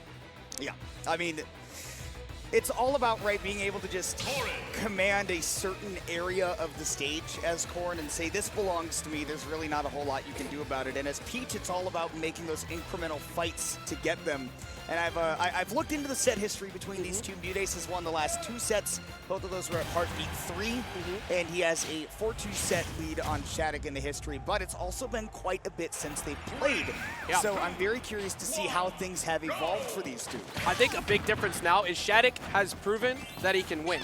Like, he has won multiple regionals. He has been able to perform out of region now. So there's a new level of confidence to him. But that still comes with the fact that MuteAce has done this for a while and understands how to play around that. And Mute is going to understand how to avoid all of these big combo starters that Corrin has and punish it tremendously, like so, all the way to 80%. My goodness, and MuteAce actually high-profiling the down tilt, knowing that might come out. Saturn's back. Oh, Mute. Mute. Okay. We know what's going to happen right now, So we know that DreamHack is out here for the repeat because we saw so many off the start with the other game, and we're already starting off with Mr. Saturn here. He's actually blessed today, but Shadic, even despite that, will fight against the odds with the Corrin, continuing the struggle, and Mute has lost his float. He needs to go all the way off stage, and that makes for an easy edge guard for Shadic, who takes the lead in the first game. That's a confident back air, too, because you can trade there and have to tech. And Shadic understood, well, I'll trade, but I know I'm making it back. Now forcing, using the aggressive options twice to beat out the turnip, where normally that is something that most people will panic on because they have to use a jump resource. Shadic understanding very well what to do in that situation. It's not like he hasn't played this matchup before, right? He has seen how the Peaches will behave off stage as MuteAce does get that first stock. I mean, Shadic has experience not just against Mute, there's also Oryx in Texas, who is a phenomenal Peach and actually plays very similar to MuteAce in a lot of ways, and you can definitely see that Shadic is used to knowing, right, these are the ranges that I can't push for, and I need to wait for him to give me a commit if I want to get closer. Yeah, and I like how MuteAce is kind of playing around the, if you want to play that range game with me, I'm going to freely pull my turnip. Now my neutral is better than yours. I have a much better approach tool, which every time we see the turnip come up, that's when Mute will hold forward. But every time Shadic tries to camp, hoping for Mute to overcommit, Mute's not doing it. And look at that, even just holding onto this turnip but rolling right into the nair because he's got that turnip in his hand. His boxing options are reduced. Now that goes doubly for Shadic as they're literally just having a game of catch. Come here, son. I mean, you kind of have to, right? Like, for Shadic, if you rush recklessly, you're going to take not only the turnip, but a down tilt and too much damage that you don't want. And so Shadic playing very well, because I think he just understands Mute is perfectly content with playing the clock in this matchup. You have to wait for Mute to make that one mistake, but Shadic's reward on hit has been so good that the advantage is going to work regardless. Now he's all the way into the corner, and Mute with great patience does throw out that forward air to cover any advances. Ledge trapping has always been one of those things that Mute's so good at, and he even baits out with the tomahawk to get that grab. Shadic stuck in the ledge again, but great burst movement back to center stage. Yeah, super quick, not even trying to respect the ledge trap right there, but forced to have to fade back and using the stall just to wait a little bit longer. Falling up air is not going to be enough. Going to look for maybe a back air off of something here, but the turn up forces Shadic to have to back off, and that gave Mute a much safer return to ledge. And Mute is just so good at reacting to when you put up your shield and knowing this is a time for me to empty land and get my grab. Forward air's not quite safe enough on shield to prevent a hit back from Shadic, but DI away does keep Mute holding on to this second stock, but it's anybody's guess as to who gets this next one. Yeah, just missing out on the sweet spot there out that side B. Anything at this point will kill, but giving up stage position now, trying to go off, looking for the kick, when MuteAce actually wasn't able to capitalize. Look at this defense from Shadic on the ledge too. These two have been so phenomenal playing out of the corner against two players and two people that are amazing at capitalizing on those situations. I mean, these guys have barely gotten hit in the past minute and a half, and that will finally be the stock for the up throw, but that was just immaculately played for like the crazy part about that, with that 2 straight minutes, was it's not like they weren't trying to fight. It was just nobody could guess correctly. The defense was so good that they kept dodging, but now for Shadic, you absolutely keep doing this. You're on borrowed time with this 156. You are forcing Mute's hand to try and beat you out right now, and sure, you get a trade, but 92%, it's been all Shadic. Well, and he has forced his hand for sure right now. Pin doesn't tip her, but MuteAce is all the way at 114 after the magnifying glass damage. He does fight his way back on stage, but we've talked about this before. Peach isn't exactly a comeback character. Amazing tech by Shadic. I have to talk about that really fast. Even though Shadic died, I was about to compliment how MuteAce is one of the best in the business at forcing you to lose all of your ledge invincibility at high percents. Shadic intentionally took the hit to snag the turnip to tech off and have a better approach off stage. It doesn't matter though, because you're still able to close the entire game out even after Mute got him with that. And Shadic working very, very hard to get that first game, but takes it nonetheless, and that's going to matter because I think this is going to come down to endurance in the set. And honestly, you can already see it, right? Shadic is not trying to get pumped up. He's trying to keep that mental strong and composed and not take himself out of the zone that he's in right now, whereas Mute, a little bit frustrated with how that game ended. He fought so hard to stay into it, but Shadic got so much damage per hit felt very difficult for MuteAce to fight this back, and he is smart enough to turn on the Tekken music on the FCC stream. Thank you very much for putting it out. So thank you, and we appreciate you for putting on the good music. We're getting into game number 2 here. MuteAce definitely trying to get amped up. This is something we've seen quite a bit. Usually when a game loss happens, we'll see the music counterpick to get that motivation going. And Mute is one of the most difficult people to like continue to steamroll any momentum you have. Even if you won that last game, Mute is going to play exactly the same. However, great option coverage right now coming in from Shadic going to 41, answered right back. Shadic has been reacting so well to any time that Mute drifts into his bubble, right? That area where Corrin can control, and recognizing, right, the right button to press. So he's a little bit behind me, time for Nair. He's above and behind me, time for back air. Any time that he has an opportunity to build on that damage, Shadic is just snap to react to it. Yeah, and now Shadic finding the opener with the forward air into Bear, looking for a coverage off stage, and a little bit out of position. You can't really challenge that right there. You can put shield up way faster, so good job not just trying to swing on it. That would have been a free grab for Mute. He comes down with the back air, does put Shadic at the ledge, but honestly, even though Mute's gotten him to the ledge a lot of times, hasn't gotten big capitalizations off of the ledge traps, right? Even though he got that forward air, it didn't kill. Finally finds like back air to connect on a rare mistake so far from Shadic, but like this has been a test. This has been a real test for both to see who has the better ledge traps. And at first I thought this game might come down to Mute's ability to edge guard and ledge trap. It's actually looking like it's going to come down to Mute's ability to win on the anti-air game, because you can't kill him on the ledge majority of the time. He works so hard to finally get it. Oh my, how did he avoid that chomp? The big bite, not quite taking a bite out of Peach there. Mute, once again, right back to keeping the Corrin in the corner, drifting back. Look at how Shadic fights for center stage. That was just so beautiful. Amazing discipline. Just amazing discipline from this kid right now. But MuteAce holding on to the stock for quite some time, though. 136, even though you haven't got a lot of damage on Shadic, you were able to work it for a while, but Shadic finally finds the mistake and catches the pin. And all things considered, this game's pretty even, because one little combo starter from Shadic and damage will climb. As much as Mute was able to play with the lead, we are right back into things here with a juggle that Shadic just never dropped any of those in that game 1, and it doesn't look like that's changed here in game 2. It's not even all true combos. It's just resets into resets. His ability to keep the damage going is so good. And now we're here at an opportunity for, actually, Winky Face as well. If that hits right now, it'll send him far enough away, but it did not connect. And now, Shadic, once again, boxing his way out of the corner. At least he got set to the right, though. But MuteAce finally finds the jump, and this could lead to a stock. One after another, and that time tossed him to the right because it hit the back of that Corrin head. So forced to tech, there was none. MuteAce does finally get to play with the lead, and Shadic is going to have to deal with a slowed down game now as he doesn't have a jump. Yeah, he's very lucky that Mute did not connect on the follow-up there, but Mute taking full advantage now is a big opportunity here, forces the jump and holding shield, because there's been quite a few times where Shadic's been pretty aggressive there.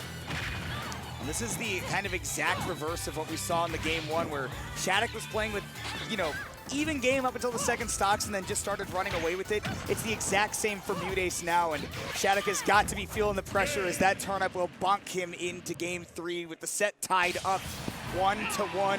MuteAce turning it around beautifully. I'm very glad that Mute proved me wrong. I was worried at one point at the beginning. I was mentioning how I think that Mute might have to just play center stage anti-air game and hope to win that way. Mute finally found the crack in the armor, was able to get some edge guards with the turnips, and that is going to be crucial because that's your biggest win condition in this matchup.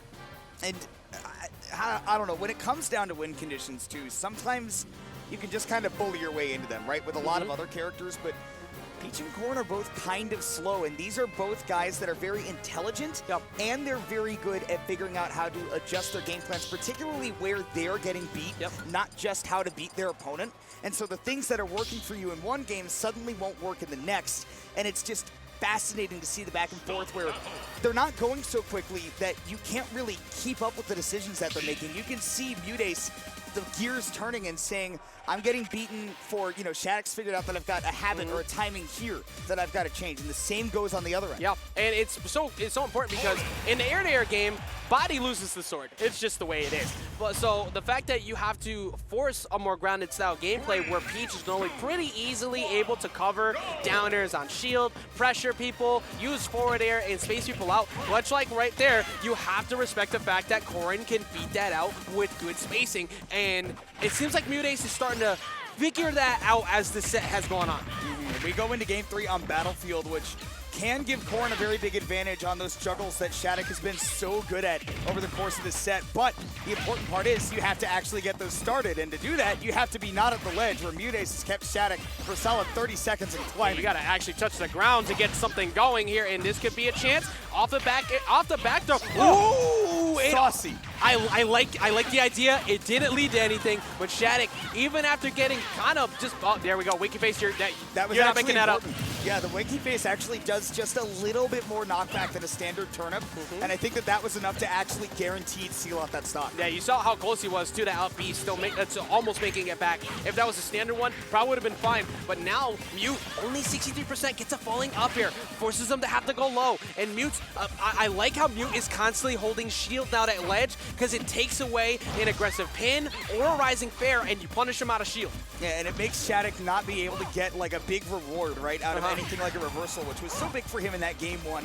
Now his options to get those openings, get those ledge traps himself, he's got to fight for them like head-to-head against Mute, and that is just a mountainous task. I kind of expected it too. I figured Mute would go for up throw, look for an air dodge maybe, or a panic option. Shadic doesn't do it too often, but there are times where Shadic will press an instant down air just to take a trade and get out of there.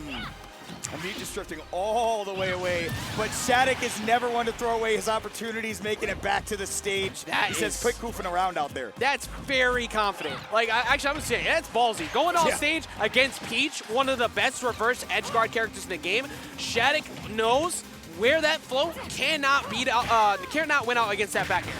Oh, great spacing there by Mute, though, drifting back to set up for the forward air, which also gives him the timing where it's that late hit that connects, gives him just those valuable extra frames to take up some more stage control. But here's Shadic with a juggle. This is why he loves this stage. Yep, all the mix-ups in the world, all the frame traps in the world come from resetting on those platforms. That's why I was surprised earlier when Shadic was still fighting on Kalos as long as he did. But here on Battlefield, so many different options. Shadic can get back into this with another neutral win. He is woken up.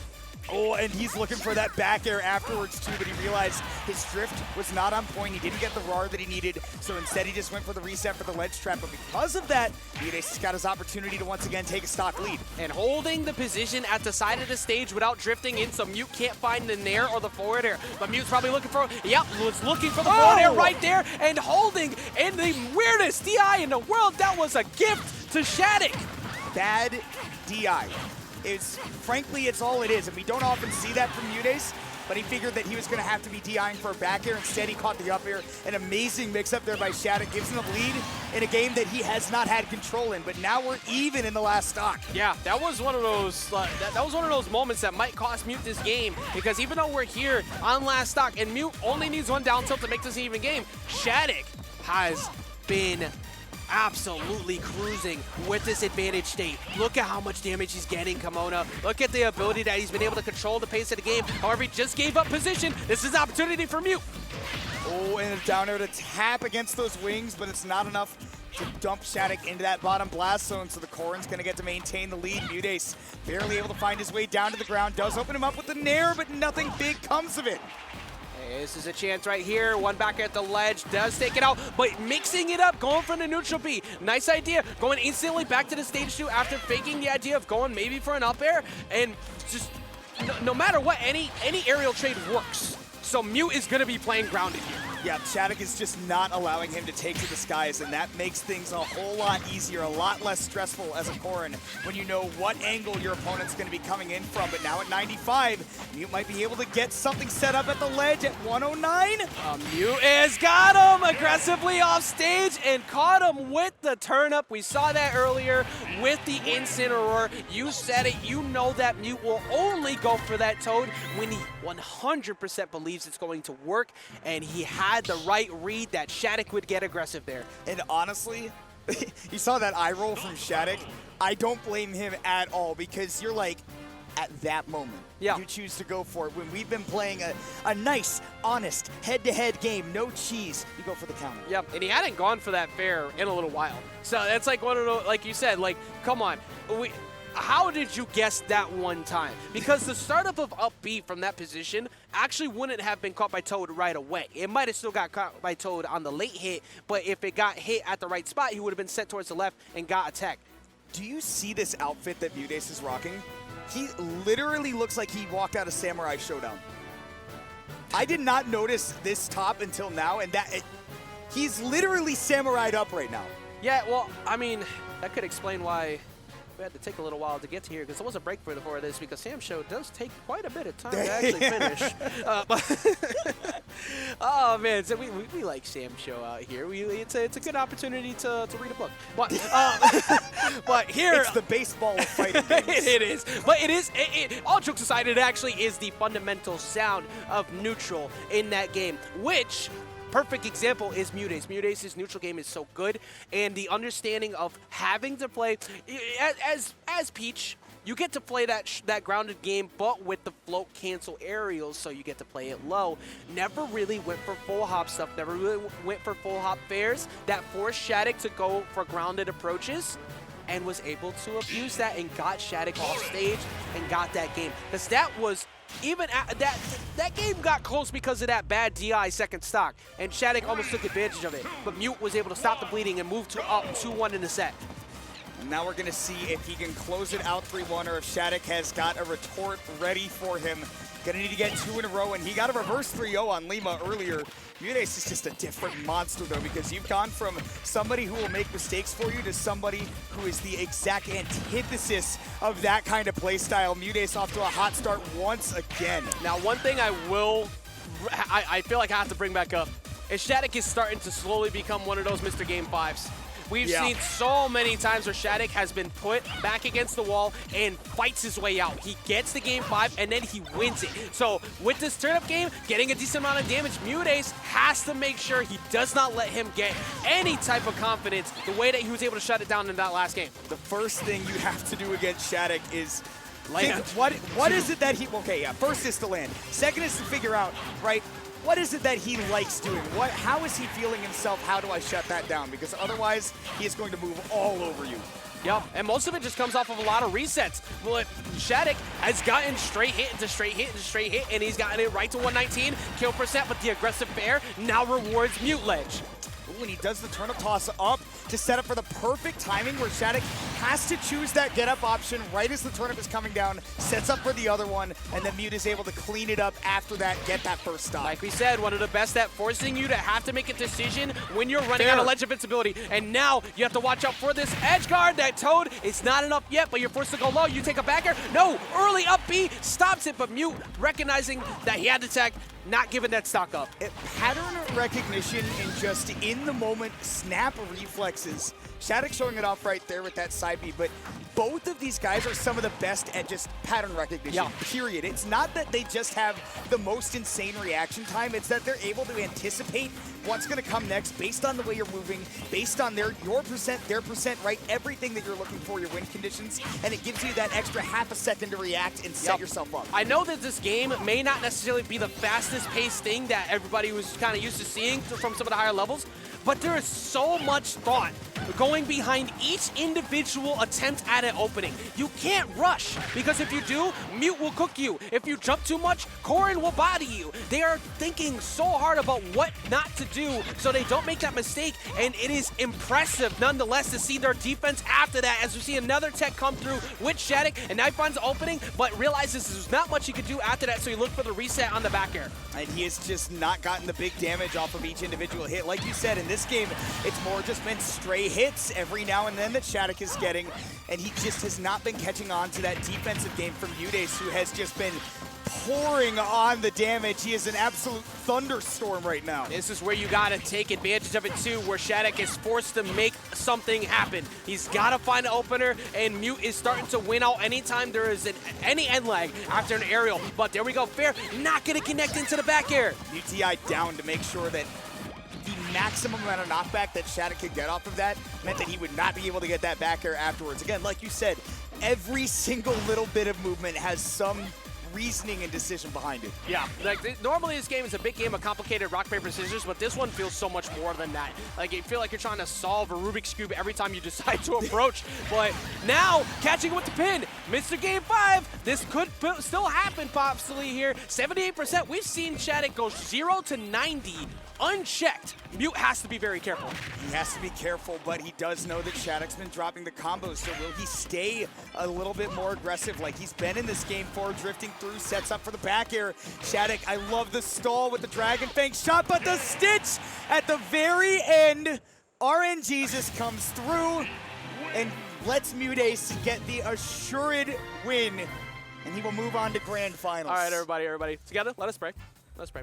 Thank you unto the Lord RNGesus for blessing me once again with the ability to cheat out the system. Thank you once again for providing me with this food that we have here today with this stitch. Thank you for once again providing me brand new attendees such as Mr. Shatter, and thank you so much for occasionally letting me light up the party like it's the 4th of July with them bomber bombs. Amen.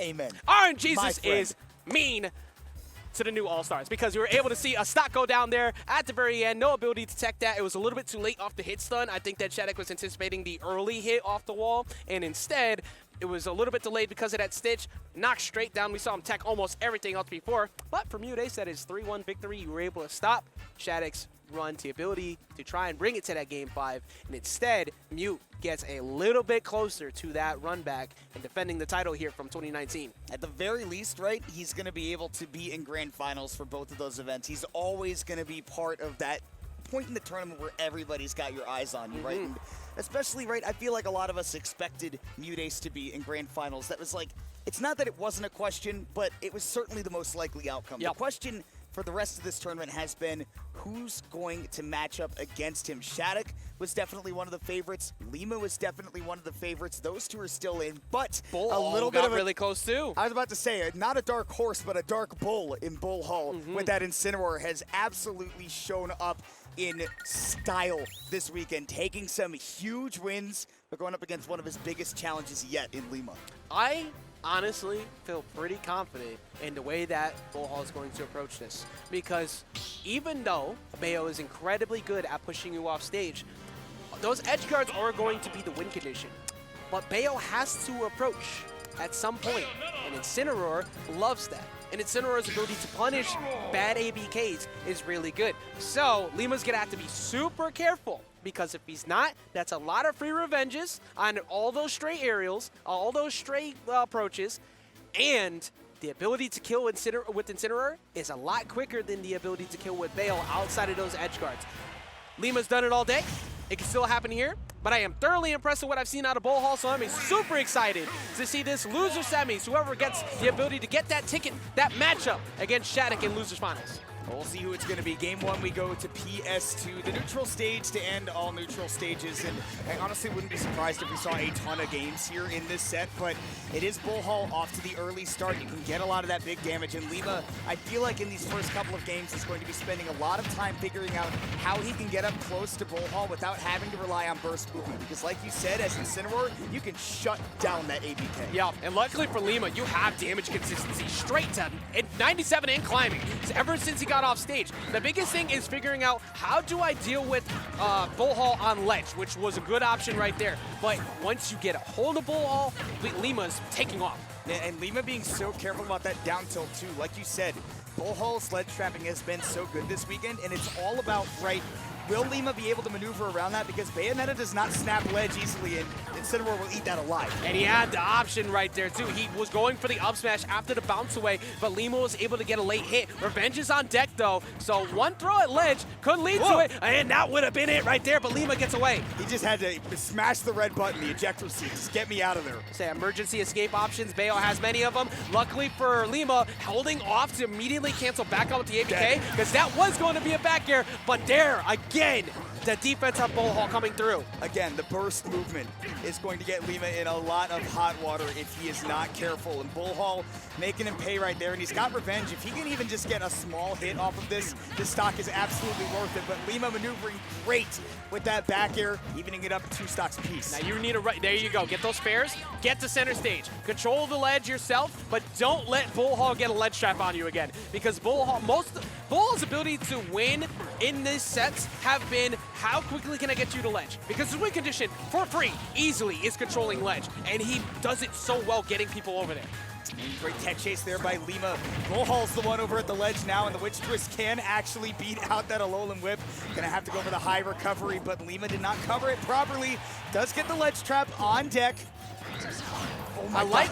At first I thought he was gonna go for the early cross chop after using the Alolan Whip high, but instead used the up air to maybe like bait an idea of a fastball and just missed that down smash. But for Lima, you're starting to reach bail problems. You want that forward throw real bad. He's gonna make it obvious. You need that back air, and it's still within range, and that's gonna connect.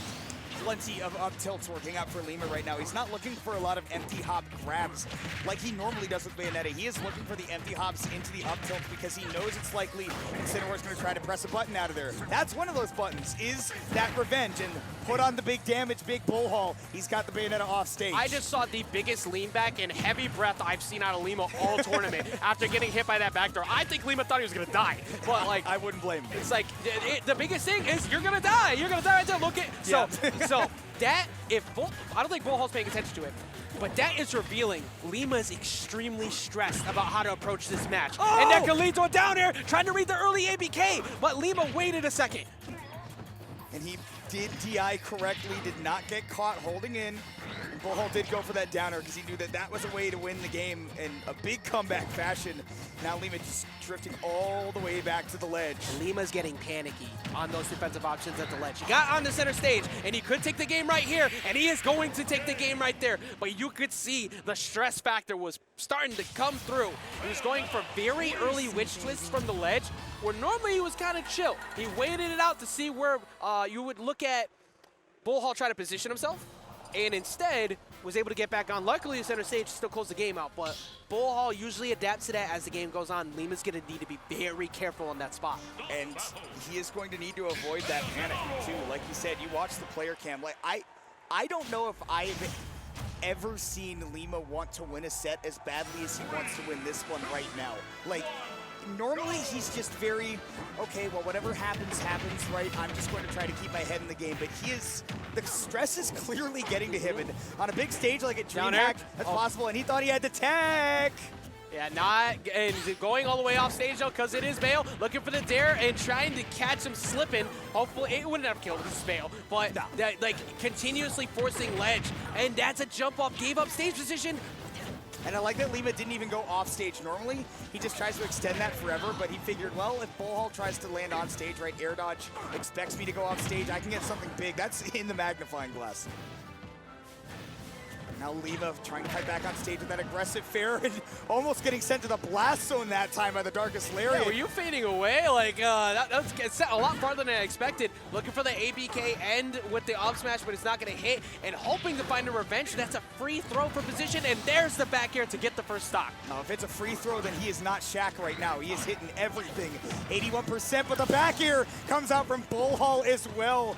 These early stocks are just coming to bite Lima. Minimizing the damage is key against Bayo, and Bullhall did that very well. The Darkest Lariats are something we mentioned earlier that he doesn't use too often. He reserves them. We're seeing them come out more now, and I think that's tripping up Lima.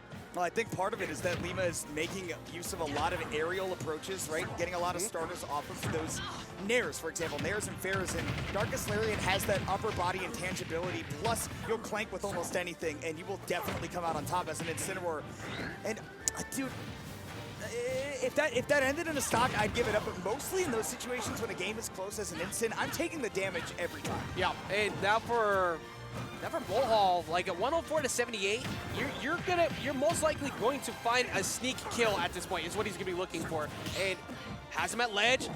Given the respect on the way back up, and Lima mixing up the defensive options this time, going for air dodges on stage rather than those early attempts at the specials. But there's the up tilt bear. Lima has control, but lost it very quickly last time. Yeah, he's going to probably be sticking to center stage quite a bit here, or even just trying to bait out a big option from Bullhall because, yeah, last time he got aggressive, he paid for it. Bullhall looking for the anti-air up smash, looking for it twice, not gonna connect. That's a free punish right there. Down throw in.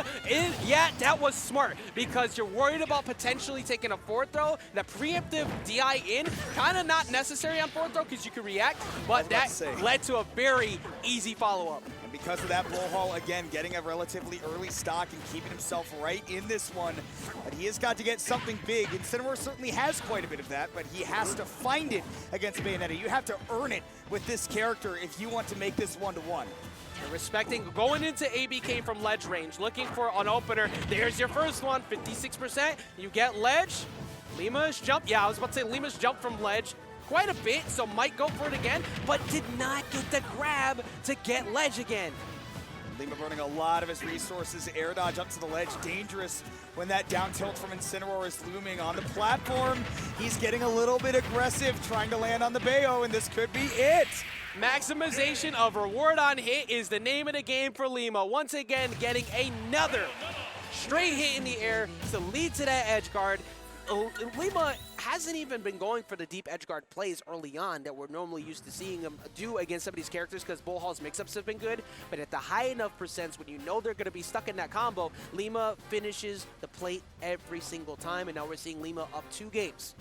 It is interesting that most of the time when he goes for an edge guard, he is trying to blast zone the Incineroar, right? He's not trying to gimp him, take away the jump or anything, because one, we've seen that Bullhall's recognition and retention of his resources has been very good, but 2, he's also got like a lot of armor and things available to him as an Incineroar off stage, and it's tough to actually straight up challenge him. Yeah, and now we have a 2-game up lead here for Lima, so that gives you a lot of opportunity to try and punish more things that Bullhall might try to get started. However, we're seeing the whole Bullhall party, but 0 to 52 has kind of been the name of the game for Bullhall, and then he doesn't really get much else afterwards, and it repeated. Yeah, 56. Lima does even more, and he's actually tried to up air out of it. There's the contractual SD. Yep. Decided to go for the full chase. I heard the start up a cross chop up there and it got beat out, and Lima just said, well, all right, well, I'm going to get much more damage. Kind of forgot where the floor was, though.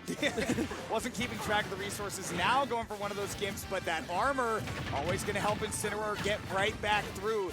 Set up on the platform, Lima's always been good at covering that, but this time Bullhall gets out scot-free. Here come the uppers. You know, Kimona, this is saying, sometimes history repeats itself. If I remember correctly, one Shadic match, Lima decided to SD not once but twice. You remember what happened with that? Shadic won. So Lima's got to make sure that that doesn't happen again. Don't let it be you 2 times in the same day, and Bullhall missing the ledge is going to help out a little bit with that. Even if he didn't have an opportunity to grab the ledge there, I like Bullhall going for that, because if you spike the Bayonetta, easy stock trade, you're up a clean one.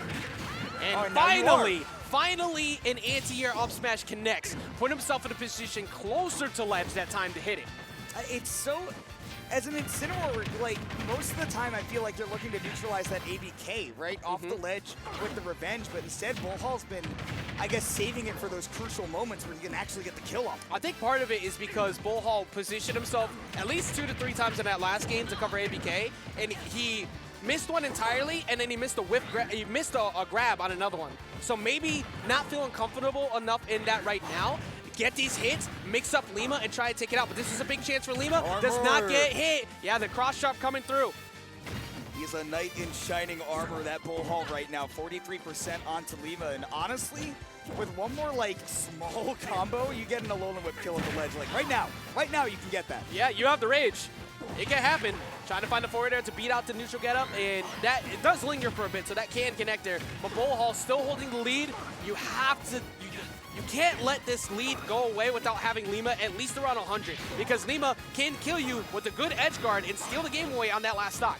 But didn't get that. He didn't get that juggle, but he did realize that Bullhall was going to look for that Alolan Whip. He's been spacing around it amazingly, and with just that one witch twist, the Incin should be no, he saved the jump. He used the cross chop early, knowing that he wouldn't die to that witch twist, which was very smart. And sitting at 207%, forward throw maybe at this point. Finally, no, good TI up to the corner, refusing to die. That is 500 pounds of muscle, and Bullhall crowd is going crazy just right now. Refuses to die. Crowd is popping up 200. All right, rapid jab will definitely. That man exited so fast out of there using that parting shot on the way out. But 250% is what it took. This can be an early gimp though if he makes a mistake. Lima going all the way out there. No way! It steals the game, much like we were alluding to. Bayo able to take the game away. All it takes is one, and Lima wins it 3-0. Off of one opening, you can never count Lima out, and with just enough rage to be able to take the combo at the end. One of the most heartbreaking comebacks we have seen, where Bullhall's so close to getting one on the board and then it just gets snatched away. Me to you, Bayo players. Me, I'm staring at you. Ready? Ready? No more complaining. I don't hear nothing. Your character is fine. They're able to do just enough. You could You do see that too. You just saw that? You Repeat could do that too. Repeat what you just saw. Lima was getting cooked. He was able to get that. You're like J.K. Simmons in Whiplash. Again. Again. Are you again? rushing or dragging? Exactly. And hey, we're going to rush to a quick break, by the way. Don't drag your feet as we get to the end of this tournament. Only a couple sets left. You don't want to miss it. DreamHack Dallas 2019. It's 2022, everybody. And we have got a couple sets left. Don't go anywhere.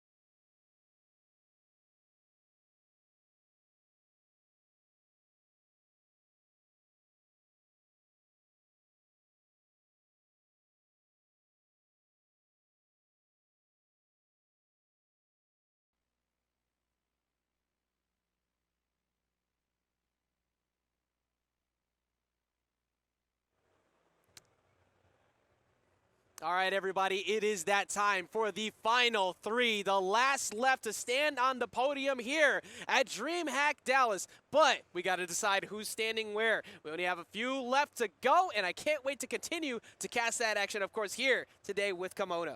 It's so good to be here with you, Ajax, to have you down in Texas commentating like you're a fish in water. It took a long time. It took a long time to get down here over the years and also to get here this weekend. But we did get here, and I am so excited to see because we have basically the anticipated top three, like you were saying before, of what we were expecting to see here. We got MuteAce sitting comfortably on the winner's side of Grand Finals. We have Shadic, who was waiting for the determining winner of loser semis, and that ended up being Lima with that insane play at the very end to move them to this spot. And Actually, the clip of the weekend so far. Yeah. How to cheat in Super Smash Bros. Ultimate. Taking a stock so early. But that's what we kind of expected in that matchup. Always holding it for the last kill of the game. Never really going for it early. But whenever it was the final one, when he could catch a panic jump or something like that out of Bullhall, was able to do it. And we talked about it at the start of the set, too. We saw how badly Lima wanted to win that set because he doesn't normally act super stressed on stage, but you could tell that he was so invested in that set. And yeah, there was some heavy breathing going on there. Yeah. Like, it's like, no. But every hit you take by Incineroar makes you feel that way. As you're in the middle of being thrown against the ropes, you're like, I spot dodged that. It literally turns you into, you start running like. Well, playing against Incineroar will turn you into, like, I get a glimpse of, now I know why low tier god is like that. Yeah, now I get it. There's only a few people, there's a couple of moves in this game that, like, are universal tilt-sounding moves. Alone Whip being one of them. Getting hit by Toon Link's forward smash is another one. And Bayonetta killing you very early is another one. Let's see if it happens here. As we saw, Corrin earlier today was able to avoid a lot of incredible edge guards, but there's only so many right choices you can make as Lima has been near perfect off stage.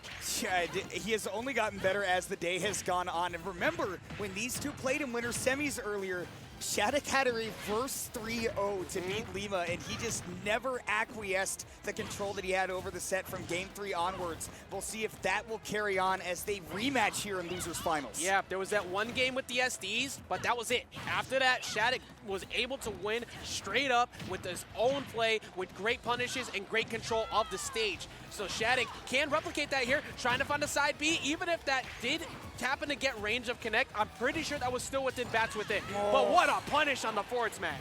And Lima just barely able to get out one of those specials to just jump up in the air, prevent himself from flying into that blast zone with a great punish from Shadic. And just goes to show, man, against this kid, you cannot leave him an opportunity to react to. Yeah, very perfect spacing as well on all these falling up airs, so he's not letting himself really get hit by anything, and then putting himself in a spot with enough fadeaway to catch that backer. I think Lima was looking for a grab. Boy, Shadic has just not missed a beat since he was playing in Winners Finals. He looked solid there.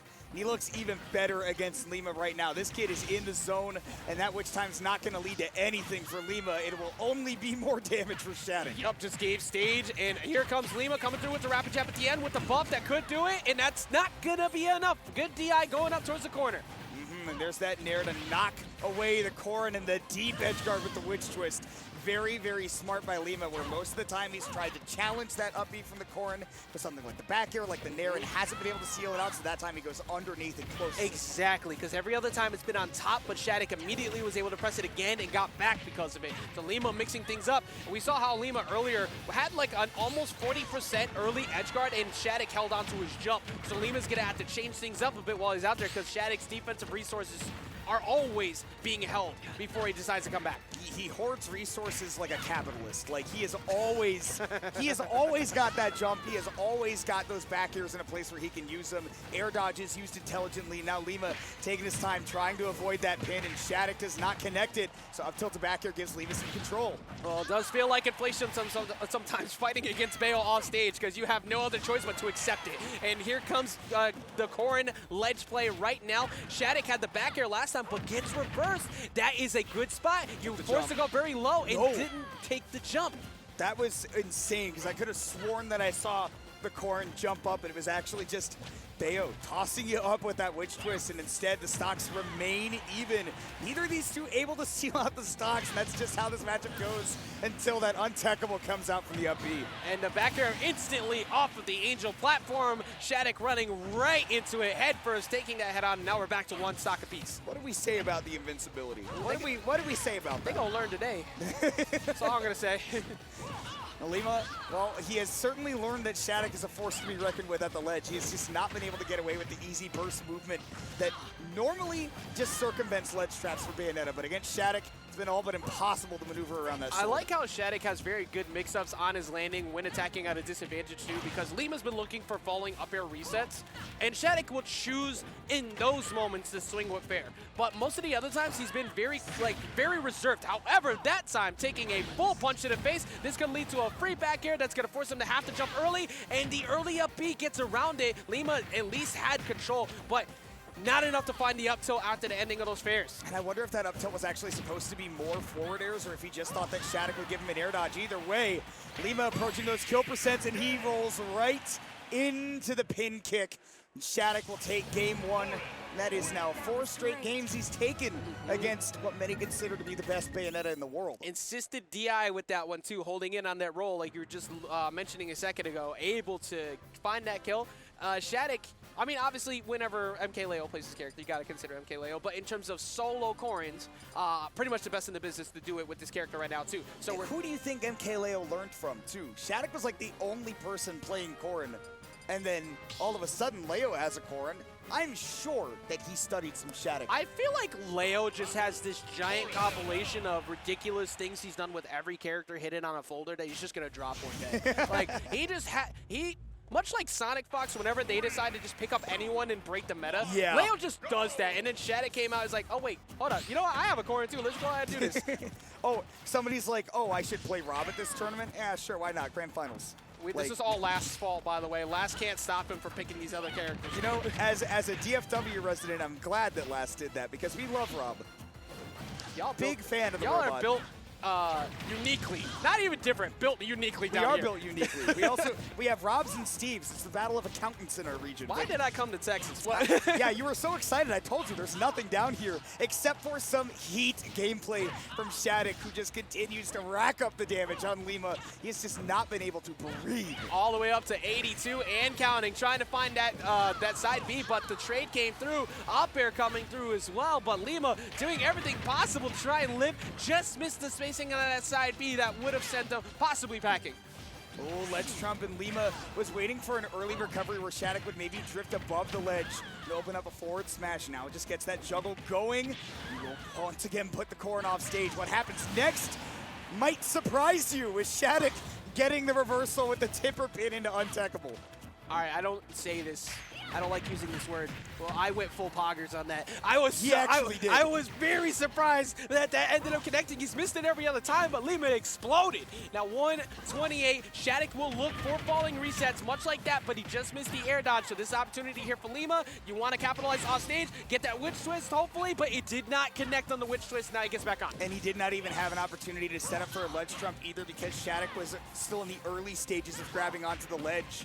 And Lima would have been trumped himself, so now he will eventually settle for closing it out with a forward throw. We go back to even stocks 2 apiece, which we've seen these two happen many, many times in that situation.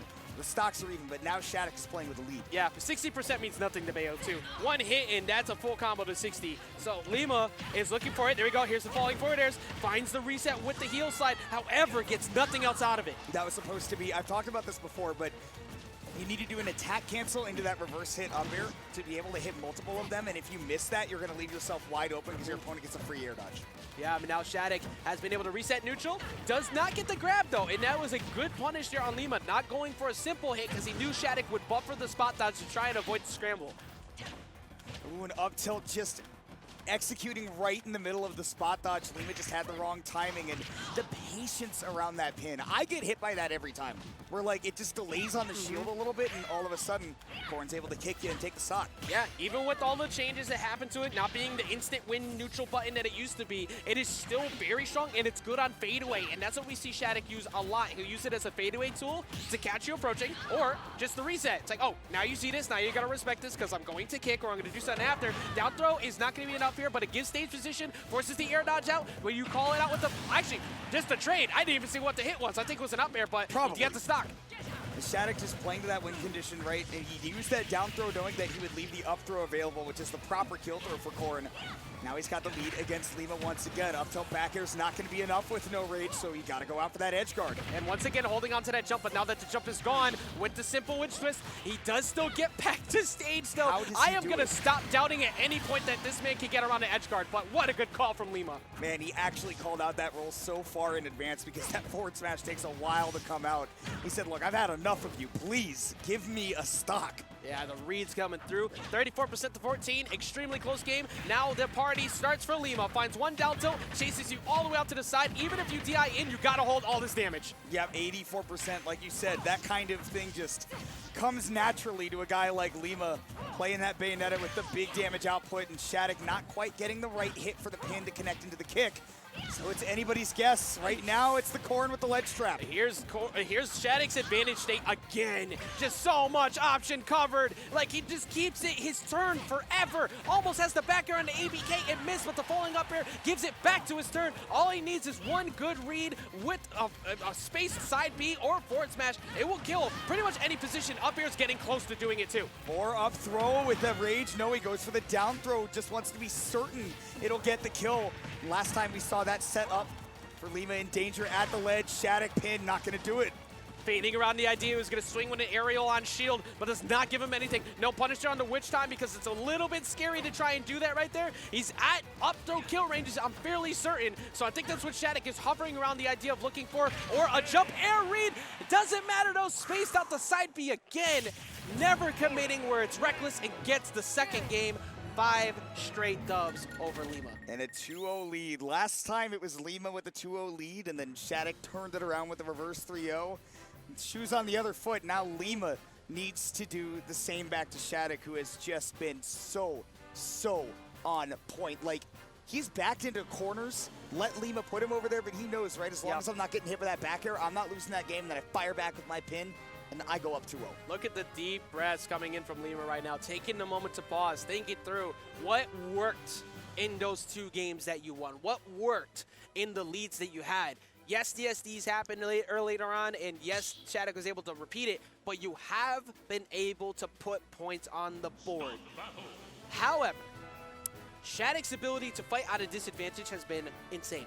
Bayo's so good at racking up damage, that 80% is guaranteed. You're always going to take that. But Shadic has been able to stop what happens after that. And the edge guards have only been maybe 1 out of 5 so far. It's always been to a hit on stage from like the forwards match and such. Lima's got a lot of adjusting to do if he wants to stay alive in this bracket.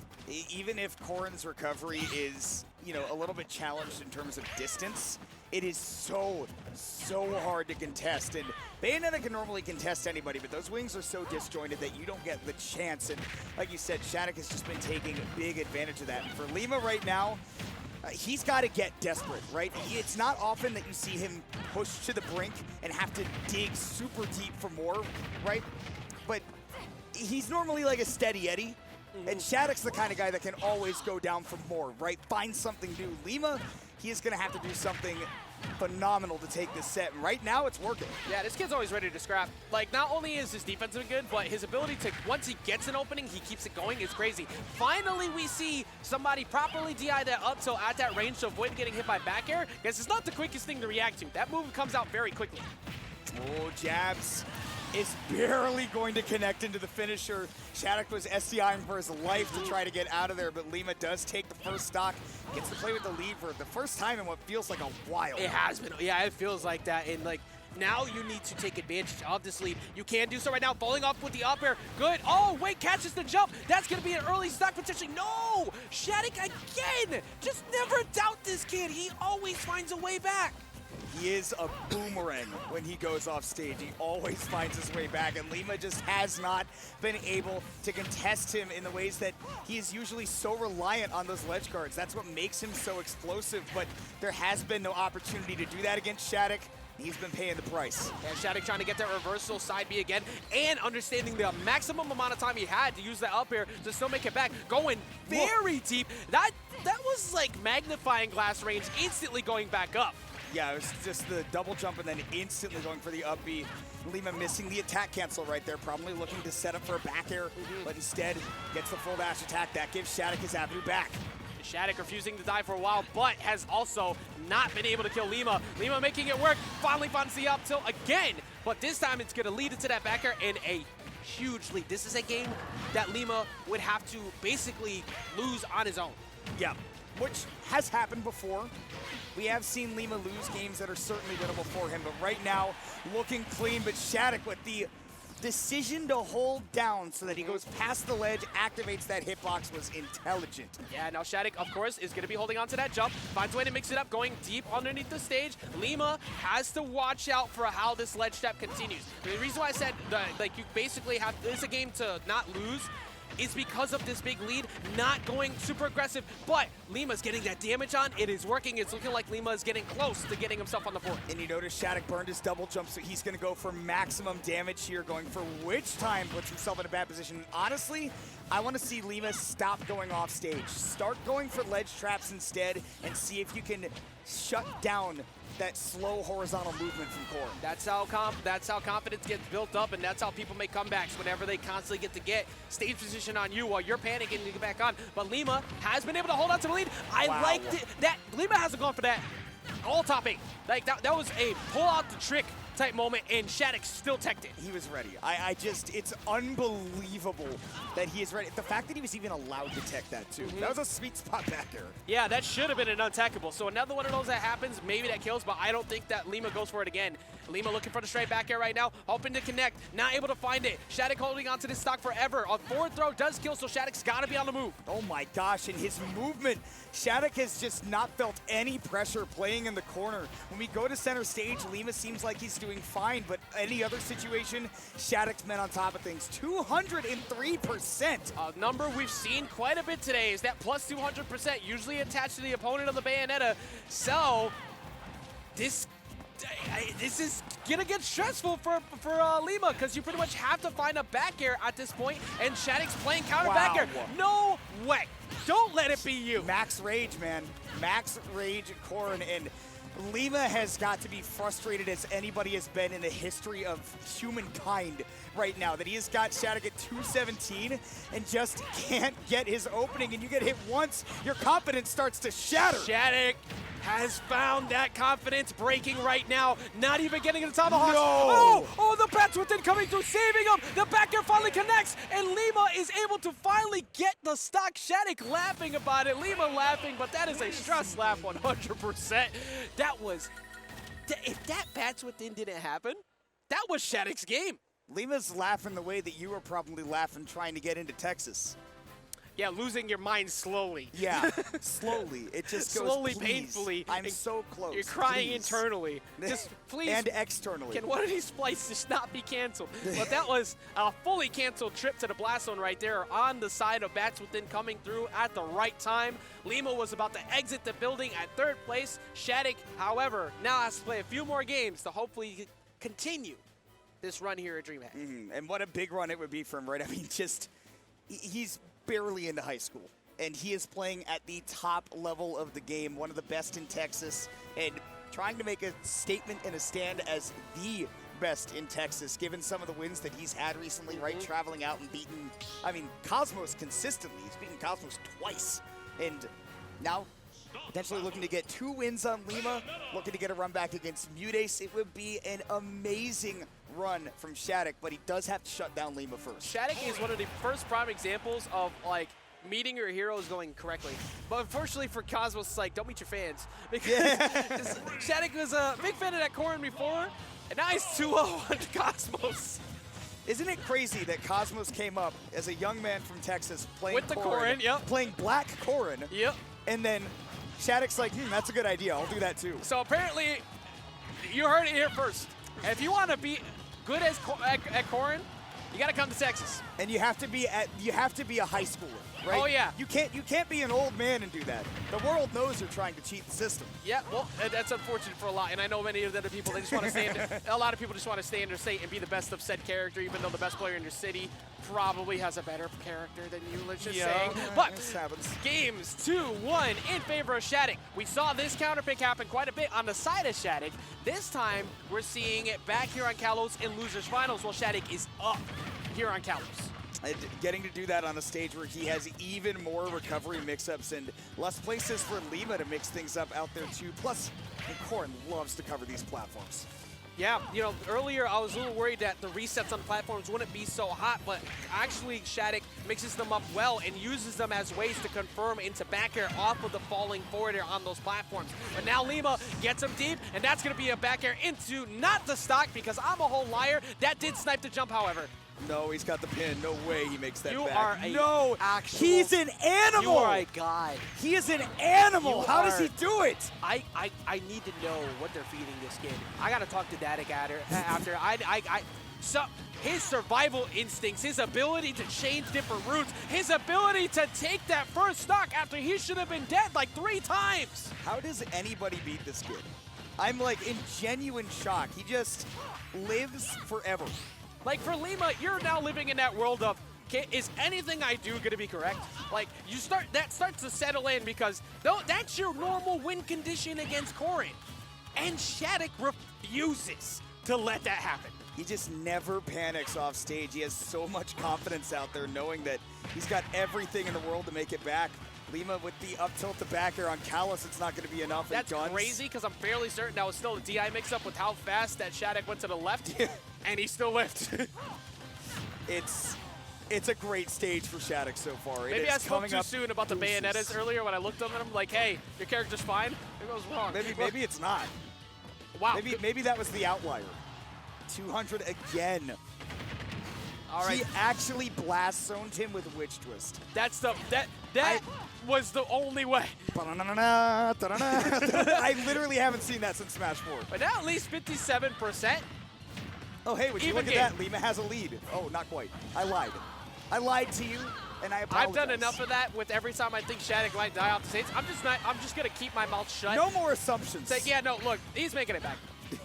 Oh, did he get hit down at the bottom with his jump on? Yeah, don't matter. He's going to make it back. He's fine. Oh, he suddenly turned into Little Mac. He'll make it. It's stage morph, morph, except it's it's air character boost. morph. Yeah. It's going to add a wall jump to Bowser, which is a scary enough thought to begin with. Well, right now, 71% to 130. One straight aerial takes it, or for a change in F2. We haven't seen that come out. That's going to lead to the stock. That is insane that they turned that thing into a kill move. It is... She needed it at the time, I guess, but Shadic making great use of it there and not DIing in towards the stage enough. Lima closes out the stock, and it is 1 apiece. There's a reason why I didn't freak out during that, because last time I did, Shadic lived. So yeah. I needed to see the proof that the death would come. But now, 1 stock apiece here. This is potential elimination for Lima, but Lima was able to do it in the last game. However, with significantly better play up to that point. This has been an even game through and through, and Shadic looking for the reset on the platform, but does not get it. And mashing that up air put him in a bad spot where Lima was able to just maneuver around it, get his up tilt, and now put the Corrin back into the corner off stage. He is always going to go for it, but Shadic is comboed out of that trade of the first hit of the up B into an aerial every single time. Yes, and consistency is key in that point. But for Shadic, the consistent ability to avoid dying, that's pretty much been the main problem. I wouldn't be surprised if Lima looks potentially for just a straight up like back air read only. Oh, it's but it. A big play right there, catching him with the witch time. We are seeing a game number 5. And we're getting some shades of what we saw in the winner set between these two. One person goes up 2-0. Game 3 is pretty close. Game 4 even closer. And then we go into Game 5 on the verge of a 3-0, a reverse 3-0. Where last time that was Shadic coming out on top with that. This time Lima is looking to pay the favor back in kind. Can Shadic find what has been so effective for him in the last few games that these two have played? You're going to have to look real quick and real fast, because even though it's watching Lima win these, some of them have looked like Lima's been losing most of the match. But the difference is Lima's actually able to close out the stock first now. So Lima, if Lima is able to repeat that success one more time, we can see Lima answer back from that winner's set like you were just talking about, a reverse 3-0. Or does Shadic stop it? You talked about this earlier when Shadic was playing against MuteAce, and I wonder if it's starting to come into effect now that stamina is important, and Shadic, as good as he is, and as many times as he has won tournaments, Lima has made deep runs in brackets for a lot longer time than Shadic has. A battle of endurance is a big part of the double elimination bracket. Even when it's only top 8 that you have to deal with on Sunday, you have all these stressful best of 5s. You are looking at that much closer to the championship and more money. It can get to you as time goes. You have to be able to survive and get through that. Shadic is continuing to level up at that, and it's been an even game so far, but he's got to prove that he can pull it off here. He has got a couple of turnarounds that he still needs to make, namely avoiding what Lima did so well those last couple games, like you mentioned, actually finding those kill confirms. Shadic has got to be aware of those win conditions, like those up tilts, and close out these stocks where Callus has come back to bite him a little bit with these big blast zones. Oh, and gets a forward smash finally on like Lima looking for a few up tilts and went for 2. For Shadic, that shows scramble, and for scramble, you might see a spot dodge, and Shadic covers all of them. Man, can we talk about how good Shadic's grounded movement is, too, with those dashes back and forth?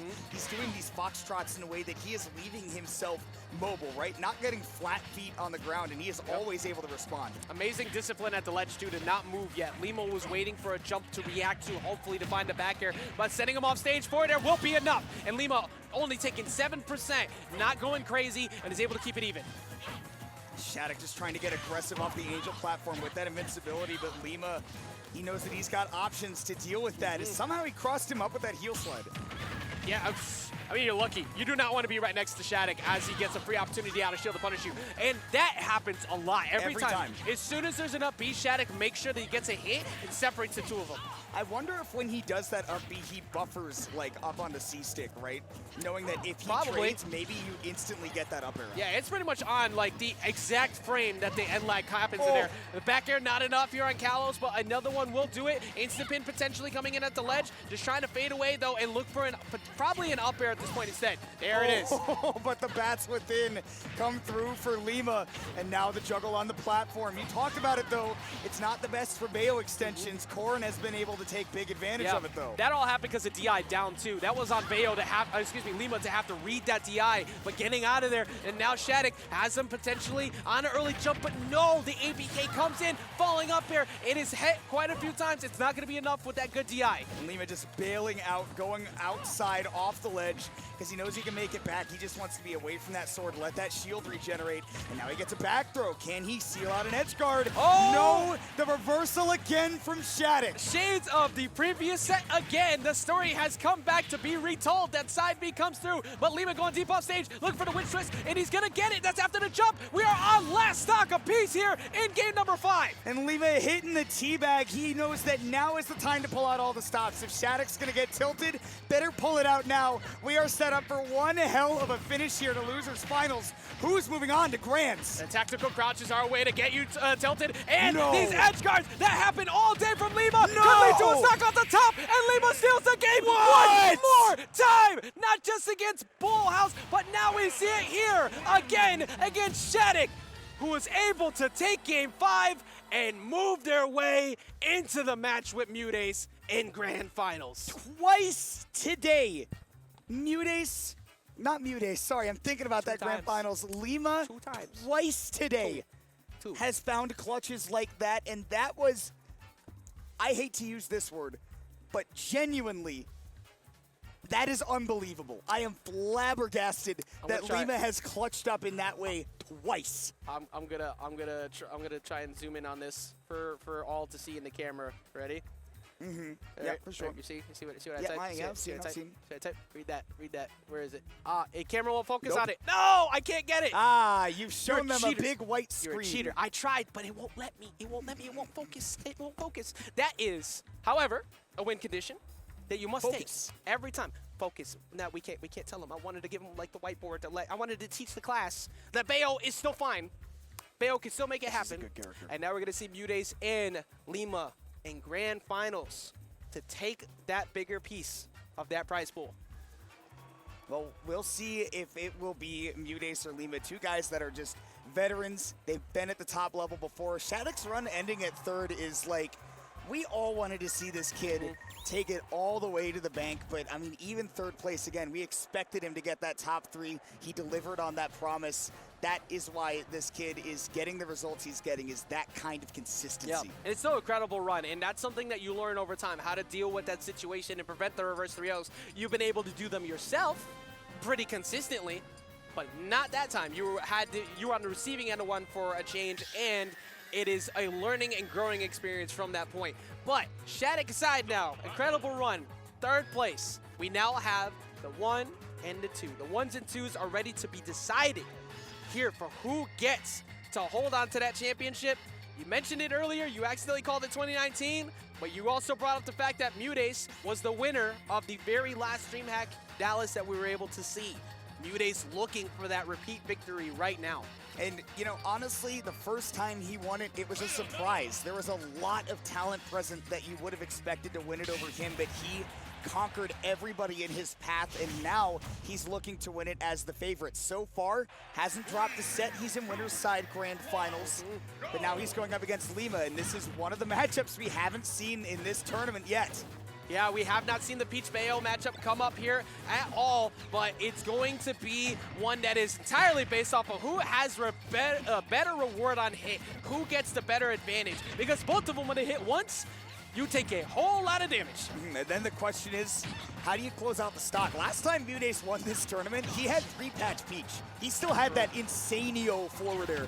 Now it's a little bit different, but he has not gotten any worse as a player because of it. And you can see that right now. The early damage, normally you give that up to Bayonetta, but MuteAce is the one with the lead. And we still have on the other side of it too, Bayo is not the best in the kill department outside of using those back airs or finding those off-stage gimps. MuteAce doesn't let you get those very often, and there's that. You're right. That See, 2019. 2019. MuteAce that forward air has a kill. lead. Yeah. And instead, he has got to work a little bit harder for it. Lima trying to make this ledge trap work, and he has not found a lot of success with it thus far because MuteAce's patience just always comes through. Yeah, and always just throwing out turnips to force more defensive resources to go away from Lima, spend all of the witch twists, all of the everything you want to do, but catching them with the air-to-air, with that nair up in the center of the stage, knowing Lima wanted to get something started. And crazy that MuteAce is going for the air-to-airs because I mostly expect Bayonetta to come out on top in those interactions. In fact, I think that's one of our biggest boons in this matchup is that MuteAce can't stay in the air for very long, but MuteAce has been picking great spots to toss out these aerials. Yep, there's so much that wow, shield poke. That was actually really good, waiting out MuteAce because just kind of camping and shield a bit, because the best thing that happens to you there is you take a grab and that's it. But getting that back air, and only take 55%. This is an even game away as soon as we see one of those Bayo strings connect. Lima is just waiting for MuteAce to give him an opening, and that dash attack is what he needed to start up the juggle, and this is where the Peach will struggle. How do you land against a Bayonetta with all these big hitboxes and your floaty nature? You've got a couple mix-ups, and that's it. Yeah, the main thing is just having good defense at kill percents because of how evasive Peach can be. And we've seen it out of MuteAce, we've seen it out of Ling, we've seen it out of all the great Peaches where they constantly will fade right into what looks like a spot where you could get that hit on float since they can't use a defensive option out of it, and then punish you. And we're seeing that kind of out of Mute so far, where Lima hasn't been able to find another opening since that last string. And now again, trying to fight out of the corner. Again, normally a place where Bayonetta is happy to be, but MuteAce has just been so stalwart underneath these platforms, not giving Lima a sure escape zone. Yeah, cut off the routes. Every single time you could slow down Bayonetta's gameplay and you're fine. Well, look at Mute. Why am I going to rush at you? I have a lead. Why do I need to approach you? You have to come to me. And finally catching a slip up there from Lima, looking for all these jumps, but doesn't get a kill, and now this is Lima's opportunity. Oh, yeah, MuteAce definitely living. Lima would have had to connect a much sweeter, deeper spot of that witch twist like that one. Like that one right there. Well, that's exactly what you needed. Is being put all the way to 134% and killing MuteAce sub 100, but this happened a lot during the Shadic set too. Anytime MuteAce lost a stock, you didn't get a lot of damage on MuteAce after. It was answered immediately. Ooh, and Lima missing his combo. MuteAce with amazing SDI in, where, again, you know, he's not afraid of getting carried all the way towards the ledge. He knows that, okay, I hold in, I SDI in, I'm good enough, I get out of this combo, and I get stage control. Now covering the bats within or a spot dodge with down air. The fact that you have to potentially think about covering bats within is already a stressful thought enough. Yeah, MuteAce's option coverage has been great. And again, there's the SDI to get out of those combos. Just down and in has seemed to work out for him so far. And we'll see if Lima can adapt to that, maybe even right here. But that time, MuteAce mixed up the DI and went out. And held off on recovering early, too. Not going to get caught on trying to umbrella back. But that's an opportunity for Lima to actually, oh wow, going for up throw instead. Wanted to keep him above instead of going to the left, so that way there's less like recovery routes that you could take. And MuteAce sending him back off stage with his back air. And at 132, it's only going to take a forward air or something at the ledge, even a back air too if it's sweet. But Lima being able to shield that cake and get himself back onto the ground or to the ledge now. Like, as we know, the cake is always sweet and those back airs are always on point, but that forward air is always what gets the money done, but not enough this time. Gonna snatch up the turnip, having to go very low here. That's no ledge invincibility. You can't hang out long, and Lima gets back on. Oh, in which twist, it's not going to connect at any of those sweet spots. MuteAce easy SDI out, but either of these guys makes one big whiff and you're going to see the game end. You can't commit to any smash attacks right now either. You're dead if you do. But the dash attack, it is not enough yet. 163. Turn up forces a couple options away. You have to go low. Wow, and he got back to the ledge too after taking a trip to MuteAce's player cam. Now getting right back to the ledge. Could have gotten hit by that forward air. It does hit low. But MuteAce, oh my goodness, the defense amazing forward throw. Lima knows that's going to be enough. And that took all the way until sub 2 minutes. Yeah, look at the heavy breath again. Lima's had a lot of those today, trying to stay calm. A battle of endurance. He wants it. I know we mentioned it before, but yeah, Lima definitely wants it. Look at Mute though. Look at Mute like, how dare you? Like that's like the look I'm seeing out of Mute. Just like looking at him, like, how dare you? Are you serious? Did you take that from me? You just won that game. And like, so what Mute does a lot of times whenever we see Mute look like that look, murder happens very shortly after. Usually the next game is not fun for any of Mute's opponents, and that happened earlier today too, when Mute ended up going up 3-1. After Shadic won that game, Mute went off. So I am very curious to see how the approach is going to be with this one, because Mute was giving a lot of respect to the zone that Bayo has for burst range. Smaller range here, does Mute rush down? I think that he will definitely be more comfortable being up close against Lima, but you know, that perfect spacing is just, it's so emblematic of what makes MuteAce so good, right? Is that he perfectly has those fundamentals in his own character down to a T in his head, but that also means that he's very comfortable in these boxing situations, and he knows he has to DI on stage, but that only gets you killed against Lima as he follows the DI perfectly to a first stock. That could be only one left on the stage, and you're going high away from the land. The way that Lima keeps getting one single hit at like 30 and still getting kills. If you don't SDI, you have to SDI in towards the stage on that one and take the damage, because if you don't, that would have been another early stock. This is prime Lima that we are watching. There are days where Lima does not have the best punish game and he looks beatable. Today's not one of those days, and missing that counter is only going to put MuteAce in huge danger. Great creative recovery gets him back, though. I agree. I think right now we're seeing prime form Lima. It is going to be immediately poked out by the 1,000 Years of Death. Well, let's see if Lima's able to answer right back. However, with a turn up in hand, air dodges away. Luckily, doesn't take too much more, but that could have been a lot of damage. We've seen MuteAce take that to the tune of like 80%, but on small battlefield, right, you're also running out of space, so you have to mix up the combo that you're going to go for, right? How are you going to end it? Yep. Bayo being one of the few, too, when it comes to the Peach 0 to death, where they throw turn up behind them, that bats within can come in the middle of it and interrupt it if it's not frame tight. So you usually don't have to worry about that so much. Great reversal on the turn up toss up, though, and Lima is able to somehow hold on to stock a little bit longer. And Lima just plays around projectiles so well and saves those switch times for very clutch moments where either he feels like he's going to lose a stock or he's got an opportunity to take one. And right now he is just gripping center stage with an iron fist, and MuteAce, that's all he can do to try and push the Bayo to the corner, but set up for the back air. One stock away from taking a 2-0 lead. Lima is starting to play well, not only with a lead, but in scrambles. Before, we saw a lot of times Lima would lose out on a panic spot dodge or trying a little bit too early to get something going, and people took advantage. That's not happening anymore. Mute is the one who's got to now find an answer to this, because Mute has been able to even the games up, but hasn't been able to control the lead for long, which we see the game going even now. Let's see if MuteAce can make me sound like an idiot, because Lima's been able to pretty much just get away with it. Well, and he has been using these platforms so well too, right? As an escape zone where normally Peach can cover that very well, but Lima's picked great times to go there where he feels like Mute's looking for a landing. And he goes, right, well now I can refresh all my resources up here, and then you've got to choose something. 73%, 80 plus unchecked now on the side of only 19 for Lima. We're getting into that range where Up Tilt Bear is going to start being the kill, the win condition here, trying to find a kill confirm. Witch Twist outs again, just get that damage on. Good job SDIing in towards the stage, but we're still sitting at 113, and that backer is very fresh right now. I mean, there's plenty that Lima can do to end the game right now, but any overcommits give Mute his avenue back into the game. 65% on the Bayonetta.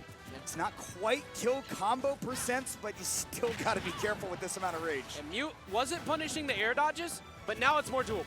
81%, doesn't get the follow-up on the up air. You bounce decently away with that ABK, but Mute can get this. It's just on being careful with trying to go for the big play, but Mute's defense is always clutch on that part. Gets the throw, gets stage position here, Kimona. And Turnip just going to bounce off the ledge. Doesn't quite get MuteAce the hit he needs. He's got to once again go to it. The Bayonetta hovering off stage. He's just not responded well to this burst movement. Lima has picked amazing spots. Lima has to pick a few more, 109 to 140. This is kill ranges for both of them. Looking for a read. No, does not tech in towards towards the ledge, but goes in towards the stage. Not enough still on the side of MuteAce to get the game. Amazing DI by Lima. Great reaction there, and with the Peach off stage, one aerial can do it. Mute goes high. I love that, and he will wait for the perfect opportunity to toss out that back air. Set gets evened up at 1-1 in just, man, every one of these is a hard stop. And even in that last kill there with Lima kind of like putting his hand up in his hair, that is still one of those, like, you can get upset that you got hit by it, but that was just really good mix-up on MuteAce, going for not one, not two, but three. Floats into lands, bait a jump because you're afraid you might get thrown. How many times we've seen MuteAce go for that throw in that spot after making people hold shield? 100. Instead, yeah, Mute decides to go for the back air that time. It's even if you can acknowledge, yeah, that was really good playing for my opponent. I got outplayed. You still don't like acknowledging that you got outplayed, because I feel like there's always an implication that there's something I could have done better, right? And honestly, it's crazy to watch this Grand Finals the way that it's unfolding now, because MuteAce is on his A game, Lima is on his A+ game right now. Like, we're not seeing these guys slacking anywhere. No, this is the final push for valedictorian and salutatorian at the end of the year. You're trying to get that GPA up as much as possible, all the extra credit, but you can't get it because the teacher won't let you get an extra test. Both of them, their defense have been so good. Every single hit has had so much effort to win that hit. We said this earlier with Shadic too, where Mute and Shadic, even though it seemed kind of slow, there was so much thought behind each one. It's very hard to find an opening on Mute's defense, and Lima has been able to do that. That's the stress factor attached to this right now. There is enjoyable slow gameplay, and it's when the slow gameplay has people advancing the game state, right? If you have somebody that's just camping the entire time and they're just waiting for you to do something, and they're not trying to push any advantage themselves, that's boring. But when you have two people who are trying to get a leg up on each other, and it's just that the numbers aren't going up quickly like they are now for MuteAce, that's when it gets boring. But it is not slow right now. MuteAce is fired. That's a prime example of exactly why you have to be so careful in this matchup. Any one mistake equals 60-ish damage with the right follow-ups. Both of these characters do so much off of one hit. Oh. Winky Face sends Lima super deep off stage, and because of that Winky Face, and then a little extra. Wait, okay, no. I'm about to say, you only get two back there. He had already burned his up B and the second up B that you can get with the jump glitch. Now, hold on a second, he might get the stock here. Okay, he did not, but that's why Lima ran out of resources. Normally it's hard for Bayonetta. Okay, hang on, he might lose the stock. Okay, he didn't, but that's why Lima could not make it back in that situation. Sorry, I had deja vu. That was a whole SNL skit. I was like, you might lose it. Okay, wait, no, all right. What say? How many times was that? It was like 6 in a row. It was so funny. I never know. I never know when Lima's going to take a stock or not, and that's what makes him so terrifying. But MuteAce playing with the lead is even scarier because... It's like too many cooks. It just never ends. All right, here comes Lima, though. Oh, no, wait, he could... Okay. I was going to say it if the back air was available, but because you're still facing the same side, it didn't happen. Yeah, no, there's no way. There's absolutely no way. But every time there's a witch twist up top, it's going to be in the back of my mind the rest of the set.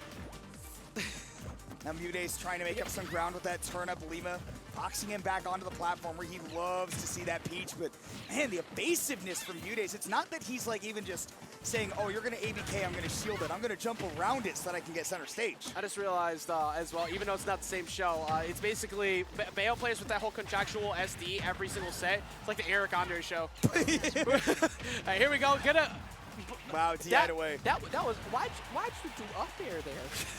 I'm not sure. It had to have just been positioning. That's either that or a misinput, right, where you're going for back air, but you were jumping and then, I mean, nerves are on deck here. Like, we've seen Lima has been, Lima's wearing it on his sleeve. Like, it's very obvious that the stress is there. Mute, starting to calm it down, has gotten a lot of damage here. 202 still, holding on to this first stock. I mean, you mentioned it after that game one.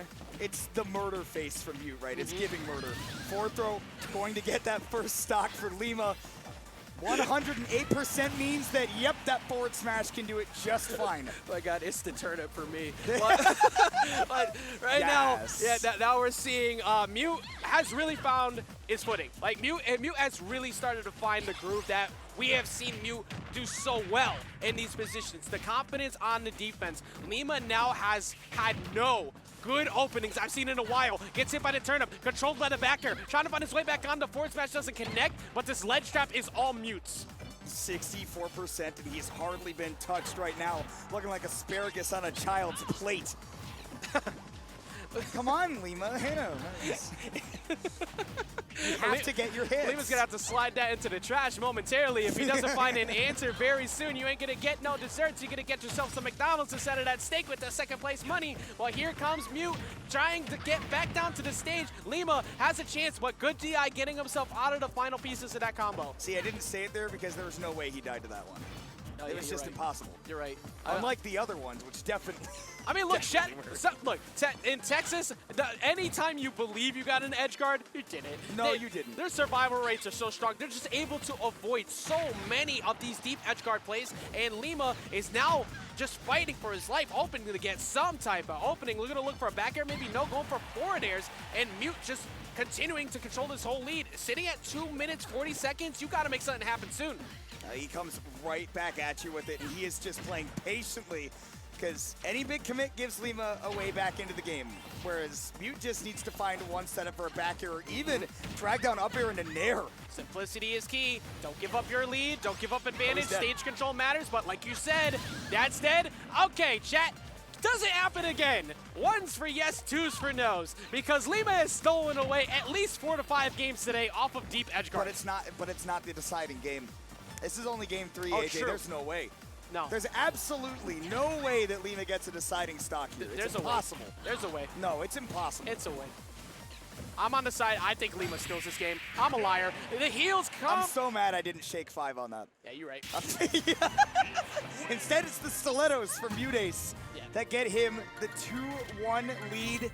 One more game will give him the repeat title of DreamHack Dallas champion. Strutting all over that last stock right there, and Mute looking very... falling apart at the seams over Painted nails emoji. Oh my God. Well, I mean, we're going to see a whole lot of that holding that trophy in a minute if Mute is able to take it here over Lima. 2 games up to 1. Lima's endurance has been very good. Was able to get the reverse 3-0 on Shadic. Was able to win against Bullhall earlier, who was making Lima look very stressed out. But is it finally that time? Is it finally that time where MuteAce has been able to shut all of that down and take it home and get another W here at DreamHack Dallas. There are some players that we call monsters, and MuteAce is one of those guys where it doesn't matter how close it seems like you are to putting the pressure on him. He is always cool, calm, and collected under pressure, and it's just a matter of whether or not he has the tools to do it. And right now, it looks like he is kitted up. Game 4, Lima needs to win 2 in a row to reset the bracket. Otherwise, we've got our champion. Yep, and both of them have been in this position before, but Mute has been in it more lately. Constantly getting either top, like just right outside of top 8 with these runs at like Genesis, with that run recently on Momocon. Incredible play getting its top 8 up there too, but running into a very passive matchup with Tweak. This one requires much more approaching, and it seems like Mute has started to figure that out. You want to talk about endurance sets? Go watch the VOD of MuteAce as he throws away that stitch of him playing Jonhy at Heartbeat 4 in Grand Finals. That was a marathon that included multiple bathroom breaks. Not gonna lie, you are not gonna catch me intentionally going to watch the Peach versus Siege matchup. But there was a Morbius reference in there if that tickles your fancy. Well, we're sure looking like it's gonna be a failure, much like their attempt to put it back into theaters, because I'm not watching it just like that. But right now we are watching MuteAce possibly win this set. $3 grossing Morbius sweep.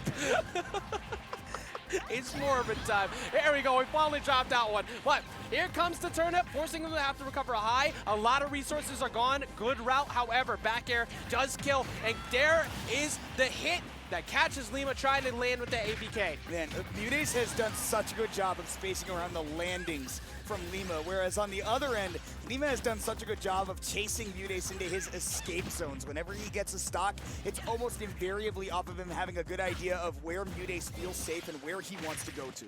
Agreed. Also, thank goodness that this music is a banger and it's making me move around. And these two are moving around a bunch. Yeah, I'm loving it right now. It is waking everybody up. This is a stressful set. Again, there is so many decisions that you have to think about as you approach because of how much damage they get. Here's an example. Going all the way off stage, gonna get the stock off of just one mistake. And now Lima takes the lead. Lima recognized that MuteAce was trying to get that SDI in, right, to fall out. Otherwise, you risk dying to those forward airs. And instead, because of that, you're right in range for a sweet spot in air.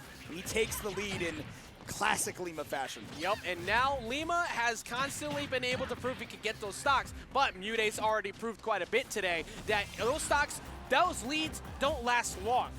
Can you get control of the game right now? If you can't, MuteAce is going to even it up momentarily. Here comes Winky Face. It's going to send you far, but it does not connect. This is the importance for Lima, right? Can you play with a lead? Can you maintain this against MuteAce? You need to send it to a game 5, but he's committing a little bit to these burst approaches, and MuteAce is spacing around them perfectly. Yeah, MuteAce looking for the looking for the back air and would have sealed the deal. Lima's defense has been okay. He's not been able to get hit, holding on at 138 right now. But has not been able to get a connecting hit that led to anything, and Mute only takes 26%. Potentially the last stock of the tournament for Lima here, and MuteAce getting something started with the turnip toss off the ledge and has the Bayo in the corner. Looking for a tech in place, but Lima does not react to the roll away. However, getting some damage on here now on Mute. Mute trying to find the ground, and he does, gets back to center stage, but there's the Witch Twist. And this is racking up for Lima right now. MuteAce is able to DI on stage, and it doesn't put him in hot water. Lima so close to closing out this game 4. Trying to move it to game 5. There's the Witch Twist that's going to force Mute to have to up B early. Tries to connect on it with the Witch Time, but Mute fading away. Keeps himself in a little bit longer. That's so perplexing. I thought he would certainly go for a back air. Instead, he's now going to struggle to close out the stock where he doesn't have confirms anymore. He's got to get a raw hit, and MuteAce can play around that. Yeah, how many times have we seen it go plus 200 and not be able to get the kill? You're out of those combo ranges now. And Mute can take full advantage of that because he knows you want to find that back air. And now that Witch Time is stale too. He whiffed it. MuteAce doesn't have to worry about it as much in a clutch situation. Turnip in hand could lead to a forward air and thus the game with this amount of rage. Oh, the drag down! But the rapid jab mash on the way back up is in fact actually gonna be enough. From that far away, Lima laughing about that. MuteAce not so happy about that one. And we're going to see a game number 5. Man, and MuteAce, again, you can tell he's in the zone when he's like, these two are good friends. MuteAce is not engaging with him. Normally they play in a set and they're like, oh, haha, yeah, it's all fun, it's all good times. But he is focused on the game, and Lima's trying to throw him off of that element. It's not working. It is all about the head-to-head right now. Game 5, the poolside music from Tekken is playing, one of my personal favorites. And will we see a reset? If Lima wins this next one, we get one more set of Smash. Yeah, 2 games apiece right now on the side of each player. MuteAce almost closing it out in that last one, but it was Lima who was able to stop that from happening. And Lima has started to get something going here with this start of the combo, all the way to 60 plus, yes, and evens it right back up. That is what you get to do against midweights as Bayonetta, and honestly, it helps him that Peach is floaty because you get to reset those combos more than you would against a fastballer. Rising in with the dare, though, that's going to give Mute an opportunity at least to set up the turnip. And Mute, at the end there, wasn't able to seal the deal, but the defense was still very good, Kimona. Oh, you want to talk about good defense? We might see some good offense here from MuteAce. Couldn't connect that down air into any forward airs. MuteAce, he knows that Lima knows the DI to get away from that forward airs. Speaking of. Yeah, DIing up to the court, like you said, he ain't dead. They ain't never going to die. Nah, not anymore. None of those edge guards ever going to kill. Not once, not ever. Ever. And that's why you go for the forward smash, but it did not connect. And now it's Mute's ledge trap. Does not get anything off the turnip to bounce into the forward air. And then bats within, getting out of there and instantly reversing his fortunes because of it with that back air. Man, the scrapping between these two has been so impressive. Like almost every set I watch that involves MuteAce is all about that mid-range game where you're trying to figure out where's my in, right? What's my opportunity? But these two have been boxing.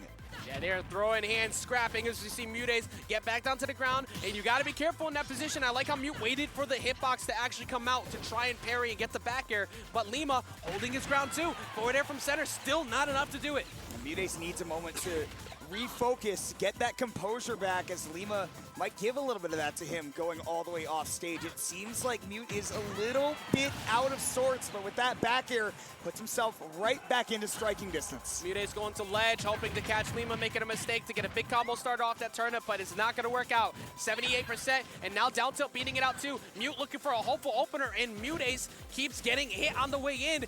Very smart, very good defensive play from Lima, but here's the down throw into F tilt, and waiting out the ABK as well, and waiting for the spot touch because he knew he would buffer it because of where he landed. After all that damage that Lima did, MuteAce just engineers and steers that whole interaction to the tune of 73 and more. Great mashing that DI in to tech on the stage, because otherwise that was absolutely a setup for a forward air. Everything what MuteAce has been able to do in the past like 30 seconds shows me that that last game, losing that, hasn't faced Mute as much as some might anticipate. And now that side B with the parry, but it's not into a punish. And Lima is going to start slowly crawling out of those percents again, where up tilt bair is going to be the option. And he is just hopping in his face, trying to force something out of MuteAce, but we know by now, he is the stone cold samurai, and he will not give you that opening. Lima, once again, trying to play with a ledge trap, but overcommitting, nearly dies to the reversal on the up air. Looking for that up air, it's not enough yet here, Kimona, but Lima is not getting super aggressive from the ledge anymore. He understands it's not worth it. MuteAce is always covering that roll distance, and being able to react to that is a bad idea because ABK is there. No back air is going to connect. The ABK gets him out, but we do see a connection. And now Mute, once again, has Lima on elimination stock. Can you feel the pressure right now that Lima is facing with MuteAce one stock away from closing out a Game 5 winning Grand Finals, winning the whole tournament?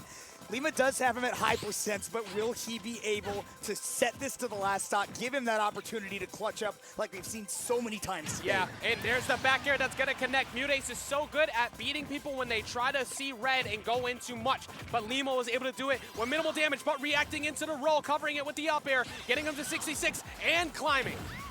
Lima with that heel slide out of the corner, though, could have set up for a combo, but MuteAce's DI has been so on point. No big combos for Lima until now. SDI in works, though. Yeah, that time getting in. Lima has stolen away, always on the set point with one of those edge guards, but reads the roll, gets the down tilt, now has MuteAce as at ledge. Mute has to be so careful and does not fall for the forward smash. Yeah, he goes right through, connects that back air. Lima, all of a sudden, the one close to losing it. The counter didn't come out to do it. The nair's not going to be enough. Forcing another low recovery because of the turnips. You have to make a right choice. ABK has to come through now because of these turnips, and you don't have a jump to mix it up anymore. This is a lot of damage that Lima's taking. thinking one more aerial. That could be it. And that's going to be it right there as the back air connects. And MuteAce is your repeat back-to-back DreamHack Dallas champion. What a performance from him. Put time after time in these clutch situations. And I gotta say, man, the San Antonio Samurai, he is the one that closes it out. Peach in hand from winner's side. I am sweating. I am dying over here from the amount of effort that took to win that set. Both of them were so patient, so smart about the decision making that they were doing to approach. There was no bad neutral that was really being exchanged. They were always waiting for that one mistake. But eventually, the armor finally cracked. Lima almost getting another Game 5 win to continue that run, but MuteAce, a real testament to incredible defense, was able to get another title under his belt. And a testament to how good he is too, right? Coming to DreamHack, one of the biggest gaming conglomerations, especially for competitive players, right? In the entire world. You've got all of like the best teams that have shown up here, brought all their players. MuteAce, by the way, is a free agent, and I implore anybody that's watching DreamHack right now that is thinking, man, we should get into Smash. This is a good place to kind of get our brand out there. MuteAce is the guy you want because that's twice he has won at DreamHack, and he is bound to win many, many more events in the future as the best in Texas. It's only going to continue to climb. We've seen a lot of recent runs from MuteAce getting those top 8s, continuing to perform super well at all these events, and it did not fall apart here again today, showing the key of consistency, able to get another W here in Texas, like we've seen so much of late since moving over to here. But if you are looking for one of those pickups, there's a lot of teams even here in the building right now. People should be looking over that way towards Mute. And also, congratulations to Lima's incredible run through losers. Had a lot of stressful matches to go, had to rebound from that reverse 3-0 from the third place in Shadic, and all the other incredible players we saw here in this top 8. Yeah, another free agent, by the way, showed amazing mental fortitude to make the run that he did. But at the end of the day, MuteAce is going to be your champion here at DreamHack Dallas, and that is going to do it for us on Smash Brothers. Coming up next, there will be KOF 15, which you do not want to miss because that game is hype, even if you know nothing about fighting games. But, you know, I feel like we should close this out, AJ. Anything you want to tell the people? Oh, absolutely. Make sure, of course, you continue to watch this for one. If you want to go ahead and follow us, you can see the socials down here below. I hope you had a wonderful time listening to us. I have had a great time coming down here to Texas for the very first time. I hope to do it again in the near future. But like Kimono was just saying, we are not done yet. We have King of Fighters 15 coming right around the corner. You can see a lot of the queens of the fighters, too. Also, check out my mom's Twitch stream, twitch.tv/Dana's Kitchen. My mom streams on Twitch. It's very cool. Anyways, hope you all enjoy the rest of DreamHack. Don't go anywhere because King of Fighters 15 is up next.